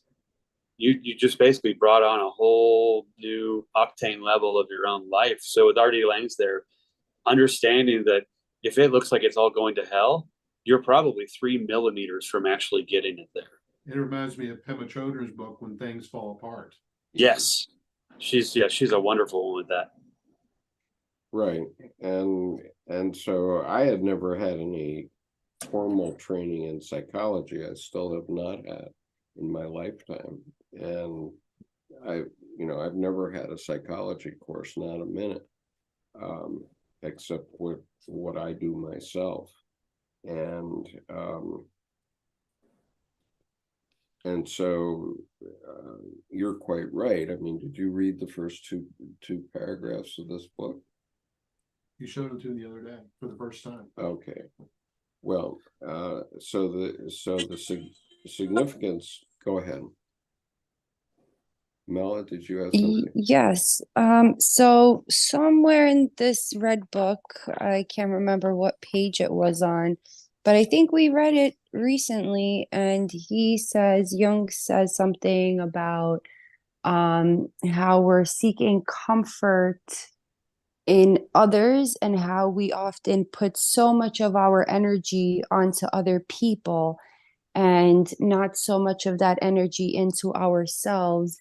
And since I'm such a huge believer in creating that balance of both, and basically that's the whole purpose of life, is to constantly, not necessarily to live on a string going from point A to point B, but just balancing out you know, sort of like you want to balance your calories or something. Yeah. Balancing out, you know, basically don't overdo it. You know, you kind of want to be okay in society, but at the same time, nurture yourself. And what I mean by that is from my own personal experience, after the September 11th attacks that summer, I was so traumatized that I had locked myself in my bedroom and I was painting. And my mother didn't think anything of it because my uncle is a professional painter. He's painted for the Vatican, for various Georgian priests and all this wonderful stuff. But at the end of the day, she didn't realize that I was falling into a morbid depression of guilt and shame and very horrible grief. And she didn't recognize that. So I started having these, not necessarily hallucinations, which usually happens. I know a lot of psychologists in the chat are going to say, oh, you know, it's probably a symptom of depression. You start to hallucinate and stuff. But I started having these visions that I've had before as a child. And these visions began to become more vivid and more clear and eventually real. So it sort of like went into this white hole of like spitting out the, you know, vision, vivid. Now it's real life. Like, whoa, it's happening. Yeah, right. And so I said to my mother, Mom, I think I'm losing my mind. I don't know what's wrong with me. So I went to a psychiatric hospital as a teenager, battling puberty, battling these visions. And so my grandmother's best friend, whose older sister devoted herself to an Indian temple, like a Hindu temple in India. So she went to my grandmother's village to be with the gypsies there.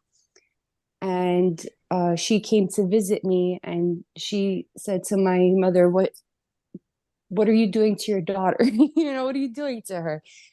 And my mom said, I didn't do anything. She told me that she's a witch and that she doesn't want to be a witch. And I didn't know that I had psychic abilities.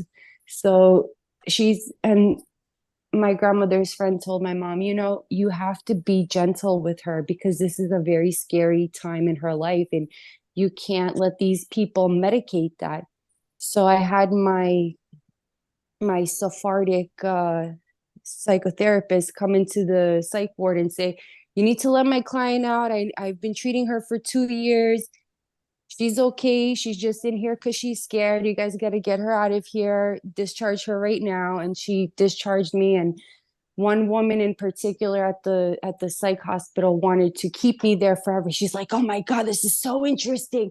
She's writing down and making everything into a symptom and coming up with all these medications. She was so excited. She's like, oh my God, it's my guinea pig.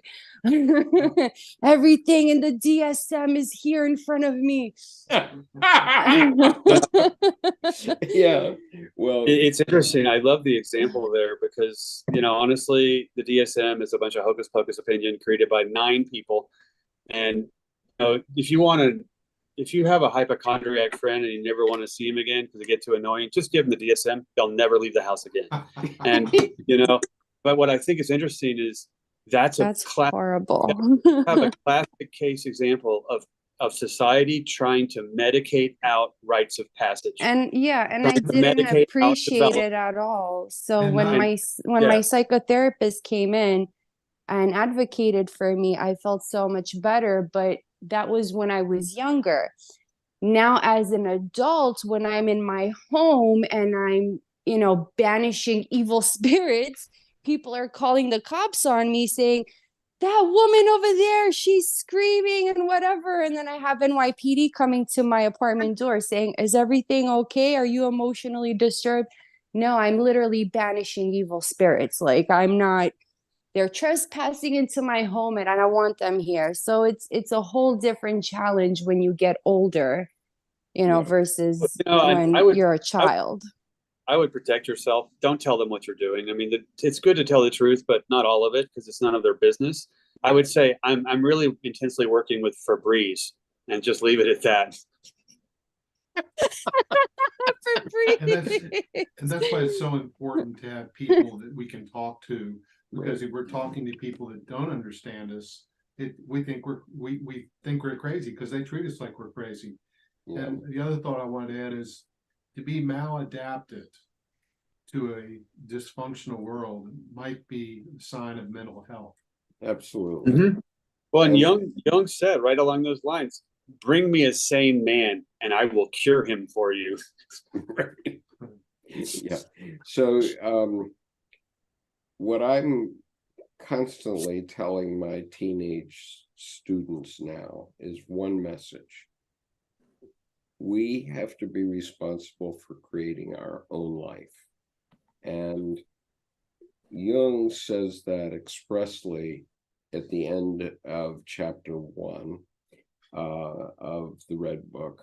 We've read it before, but I want to read it again because the point is Jung never thought that you and I should follow in his path. Okay. And probably this is why I never actually went to a Jungian institute or listened to Jungian analysts. I'm glad I never did, because they're so focused on individual therapy that they miss the collective unconscious. And I was always upset. I never understood why nobody would talk about the collective unconscious. And that's why I make it my point to do it. But the point is that we are all different. And these things, these psychic events do occur in people. And they can be helped by women who chant Wiccan, whatever Wiccan stories, or by the priest, or by your pastor, or by your guru, or your lama, or what have you, or your Rinpoche. All those people can get you through these passages in life. But Shamdasani in this book, at the end,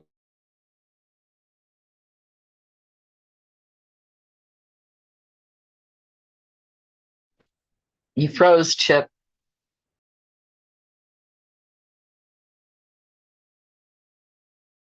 right? Okay. Are Now we're hearing you. you hear me now? Okay, I want to emphasize this before we conclude, because if you're following this for a long period, and I know I do have many followers who follow me for a long period, in no way am I suggesting that you follow in my footsteps or Carl Jung's footsteps, not for a minute. Everybody is responsible to create their own life. This is why all this artwork that we talk about often is significant, because that's a creative act that you can be conscious that it's a creative act. And it's not terribly threatening to do a doodle, okay? But by doing a doodle and doing a Rocky, or doing a collage, you are getting yourself in contact with yourself, okay, with you. And that's the significant thing.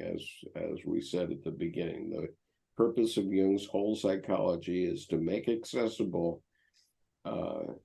to us that healing power which resides in the unconscious. So we can heal ourselves if we have a portal into our own unconscious. That's the point.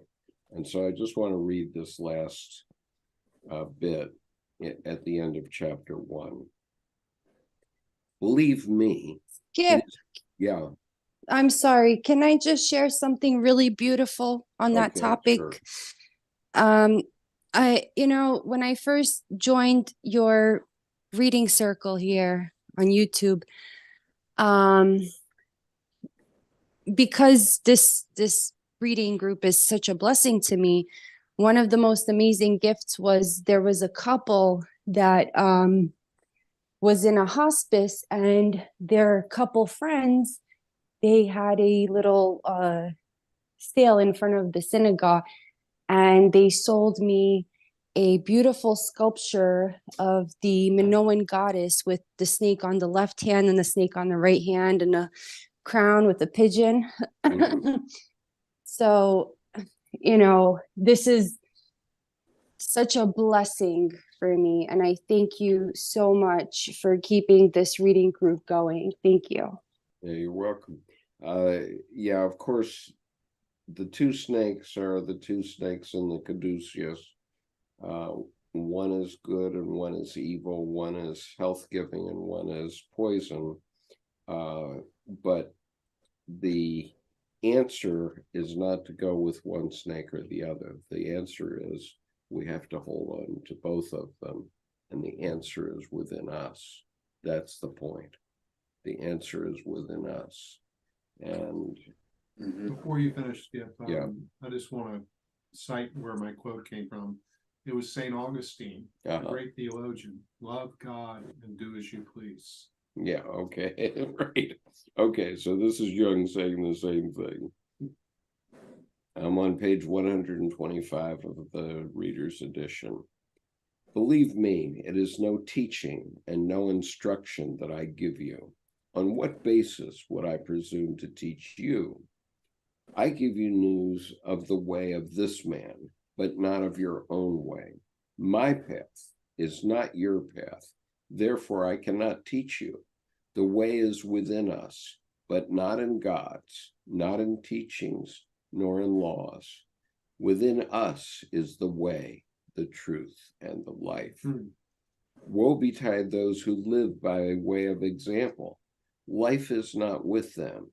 If you live according to an example, you thus live the life of that example. But you should live your own life. But who should live your own life if not yourself? So live yourselves. The signposts have all fallen. Unblazed trails lie before us.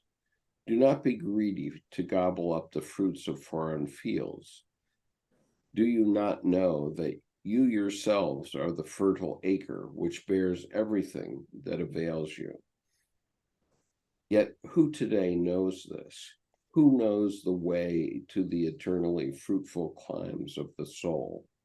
You seek the way through mere appearances. You study books and give ear to all kinds of opinion. What good is all that? There is only one way, and that is your way. You seek the path. I warn you away from my own. It can also be the wrong way for you. May each go his own way. I love that, and it reminds me. Finished, Jordan. Keep going. I had to turn the page. I will be no savior, no lawgiver, no master teacher unto you. You are no longer little children. Giving laws, bettering, making things easier has all become wrong and evil. May each one seek out his own way. The way leads to mutual love and community. Men will come to see and feel the similarity and commonality of their ways. Laws and teachings held in common compel people to solitude, so that they may escape the pressure of undesirable contact, but solitude makes people hostile and venomous. Therefore, give people dignity and let each of them stand apart, so that each may find his own fellowship and love it. Power stands against power, contempt against contempt, love against love. Give humanity dignity and trust that life will find the better way. The one eye of the Godhead is blind. The one ear of the Godhead is deaf. The order of its being is crossed by chaos. So be patient with the crippledness of the world and do not overvalue its consummate beauty. So I think we'll wrap it after that and just contemplate that. Take your own red book and read the chapter 1, which includes partially some of these visions of World War I that I was talking about, and an explanation of how those were happening to Jung. But those were happening for months before he started to do this active imagination series of visions. And, as he says, these visions would have broken somebody else easily because it was so overwhelming what came to him at that time. And, he's probably the only human being on Earth that could have the wherewithal to start writing this down in clinical notes, which is what the black books are, and to follow it in his own psyche.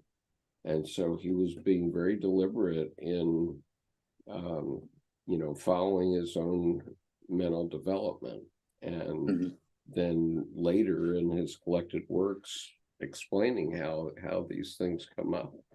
And he obviously explains a lot in 18 volumes of collected works and everything else that's still to come. I mean, Memories, Dreams, Reflections is a way into Jungian study, which is his memoir of his psychological development. But Memories, Dreams, Reflections, at the pressure of the family, is incomplete. It's only half the loaf. It's half the story. And Agnella Jaffe, the mother of Lawrence Jaffe, whose quote we've read a couple of times here, who was Jung's basically his secretary during this period that he was writing memories, kept her protocols, her story of what Jung actually said. And so the protocols, Agnella Jaffe's protocols, are now being published. They'll probably come out next year, I guess, by Bollingen Foundation. And that will be quite interesting to see what the family repressed during the initial publication of the book. You have any ideas? You have any ideas what was repressed? Yeah, all the sexual stuff was repressed, everything sexual. Right. I have to go, everybody. Okay, Thank bye-bye, you so Judith. much. Thanks for being Bye-bye. here. Great to Thank have you. Bye-bye. Great to be here. Bye. And I think I like, rather than repression, I like the word discretion. I think what it was he published what he wanted published then. And so they're letting the 50 years go by where the family and him respect what he wanted seen. And then the truth will out of all of it when no one's going to be affected. So I think there's a discretion piece rather than so much a repression piece. And I think that's just a point of protocol of discernment, of editing, of, not everyone gets full boat access to anybody else. And so I feel like it's a discretion piece from an editing standpoint that respects what he wanted seen, rather than, the whole thing, which is to me a bunch of, gushing. It's like, don't give the whole truth. Just give the truth piece. Yeah. And at the time, when the Red Book when he was dying, in his last year or two of his life, he died at 86. The question arose. He obviously did the Red Book with a view to publication, because that's why he did all this German calligraphy, why he was so careful about putting all the images in the folio edition. And he himself said, when asked about the publication, he said, who would understand it? In 1961, nobody would have understood it. And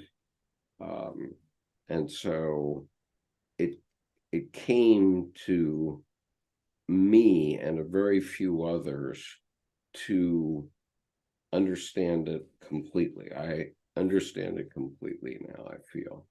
And but it came to me in 2009. So, I was already, 63 years old when that happened. And I read it and I said, I understand it completely, because that's the same type of thing that happened to me during my novel writing experience. And so I grokked it immediately. And now I think that it's possible for many people to understand it, but that's why we've spent 2 years reading and commenting on it, because we're trying to help people understand it. And by the way, Jordan, I don't think we can do the Hillman biography. I started to listen to the first volume of that again, and the problem is that Hillman was such a privileged individual and so on, that it's really hard to separate all that stuff. So we're not going to do that next time. That's fair. No, I was wondering about that too, because Jung is similar. I mean, but there's a difference. Hillman has good work, but Jung was groundbreaking. Hillman was great. Hillman was pickaxing the hard pan clay of Jung, but he wasn't making hard pan clay. And Jung created a whole. So I appreciate that, because I think also too, I'm thinking, and I'm not sure which text to look at, but for us to stay with Jung level Jung, people who are pioneering in the spirit of the water bearer, who's contributing to Jungian thought, not to, oh, look at how much I know. I can speak Latin and Greek. It's a dead language, and that means I talk to myself a bunch. None of that, Right. None of that. And so I think looking for something more groundbreaking, because I think in just the spirit of what we've been doing over several years, robust is our bare minimum requisite piece. And, our bare minimum requirement is robust and loaded and deceptively simple and clear. So that I think there's in a sense, of poetry, prose poetry that doesn't always, steep in metaphor, but includes that, but also includes aphorism and just Jack ran through the forest. So we get the whole gig. Yeah, and Curtis and I were looking at how many people have listened to the first chapter of the Red Book the first time I read it through. When I read it straight through, except for I read the footnotes and the text straight through without commentary, and the number is up to 157,000 people have now read that chapter of the Red Book through this YouTube channel. And so I can say with great pride that I did that. So Curtis, what were you going to say? Oh, I wanted to thank you for a new word, Jordan. Poetry. Combination of prose and poetry. I never heard that one. That's great.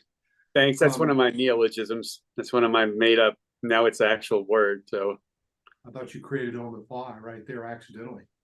No, actually, funny. If you were a friend, a long-term friend, they'd say, Jordan, the horse is dead. Stop kicking it. So, because it's something in college where I tried to describe myself in a way to, in a sense, get out of wrestling with too much metaphor. And I realized, oh, no, that's probably a smokescreen. I need to be a little more clear sometimes. But poetry was the speaking and poetry, so kind of thing. So nice. The other thing I was going to say is I can't recall it. I'm not in Alcoholics Anonymous, but there's a passage in the AA Big Book about somebody encountering Jung who had a horrible alcohol problem. And he said, there's no hope for you, except there is this thing some people have experienced, spiritual awakening. And that seems to be, but he's hesitant to use those words there's something, I can't remember what it says in the big book, but it clearly shows him hesitant to talk in those openly spiritual terms, because he's trying to still appear scientific. Yeah, well, he would that happened. His interaction with Roland H. Happened in 1928, and it was him. He gave that message to Roland H., and Roland H. took it to heart and took it to Bill W. and told Bill W. the story, and they built Alcoholics Anonymous around that teaching from Jung.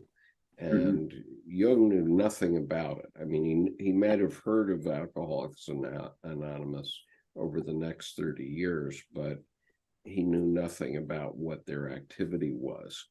And it was only in 1960, about when Jung was close to death, that Bill W. wrote the letter that he wrote to Jung and said,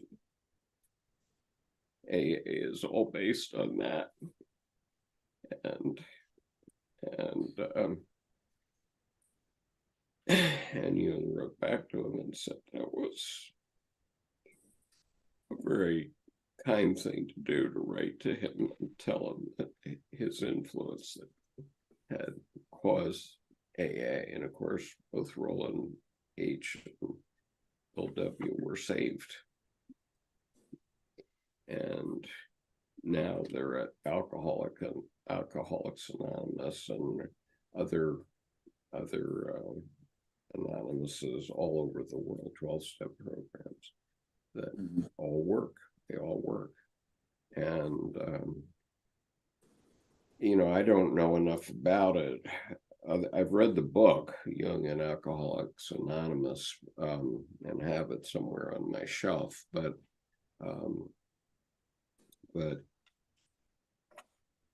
the key thing is in I forget which step, but as we understood him is in italics twice in the 12 steps. And that's how they cut through theology, getting stuck in theology, getting divisive, which would mean they lose their sobriety. But fundamentally, what a departure from the logos to leave it up to people to work out. Yeah, absolutely. And yeah, which is interestingly in contrast from, I don't have a scriptural scholarship of the big book, but it's interesting. It starts out with, there's one sentence, and here are the hundreds of stories. Well, the thing is, there's two books right there. And the first sentence is the mission. And then the second one is in complete contrast against that mission, because they go to a God outside of yourself rather than inner divinity, except that's not the way it works, because that's in the book. But everyone I know who's gone through that discovers their inner divinity. And so what's interesting is there's this beautifully dyslexic presentation of what's said and the irony of actually what happens. So there's no religious affiliation though. At all. Christian language. Right. It's the bigger. But it's, right there, you got the big Buddhist idea. As we understood him, no more talk, please. Yeah. So doing it. Right. So anyway, I've been trying to wrap up this session for about the last 45 minutes. Good luck with Roland and Curtis. Right. Yeah. So this is of interest to me. The Heroine with 1,001 Faces is terrific. And I would rather us read this one, but I would be the only one interested. So. The Origin of Consciousness and the Breakdown of the Bicameral Mind. Very good. Yes. Anyway. How about the Structure of Scientific Revolutions? Yeah. Or Turing's machine. Well, and Turing's all philosophy, if you go to a philosophy course, they're going to be all talking about rationality. Yeah. And so they won't understand this class at all. I remember getting kicked out of a philosophy of aesthetics class. Go figure. So Okay, everyone. Thank you all for being here. We're gonna wrap it up here. Thanks, Jordan. We'll see you next Yeah. week. I'm Sounds glad good. I'm glad the water bearer finally arrived. well, it arrived. I finally was able to spend daylight to go over and get it. So Yeah.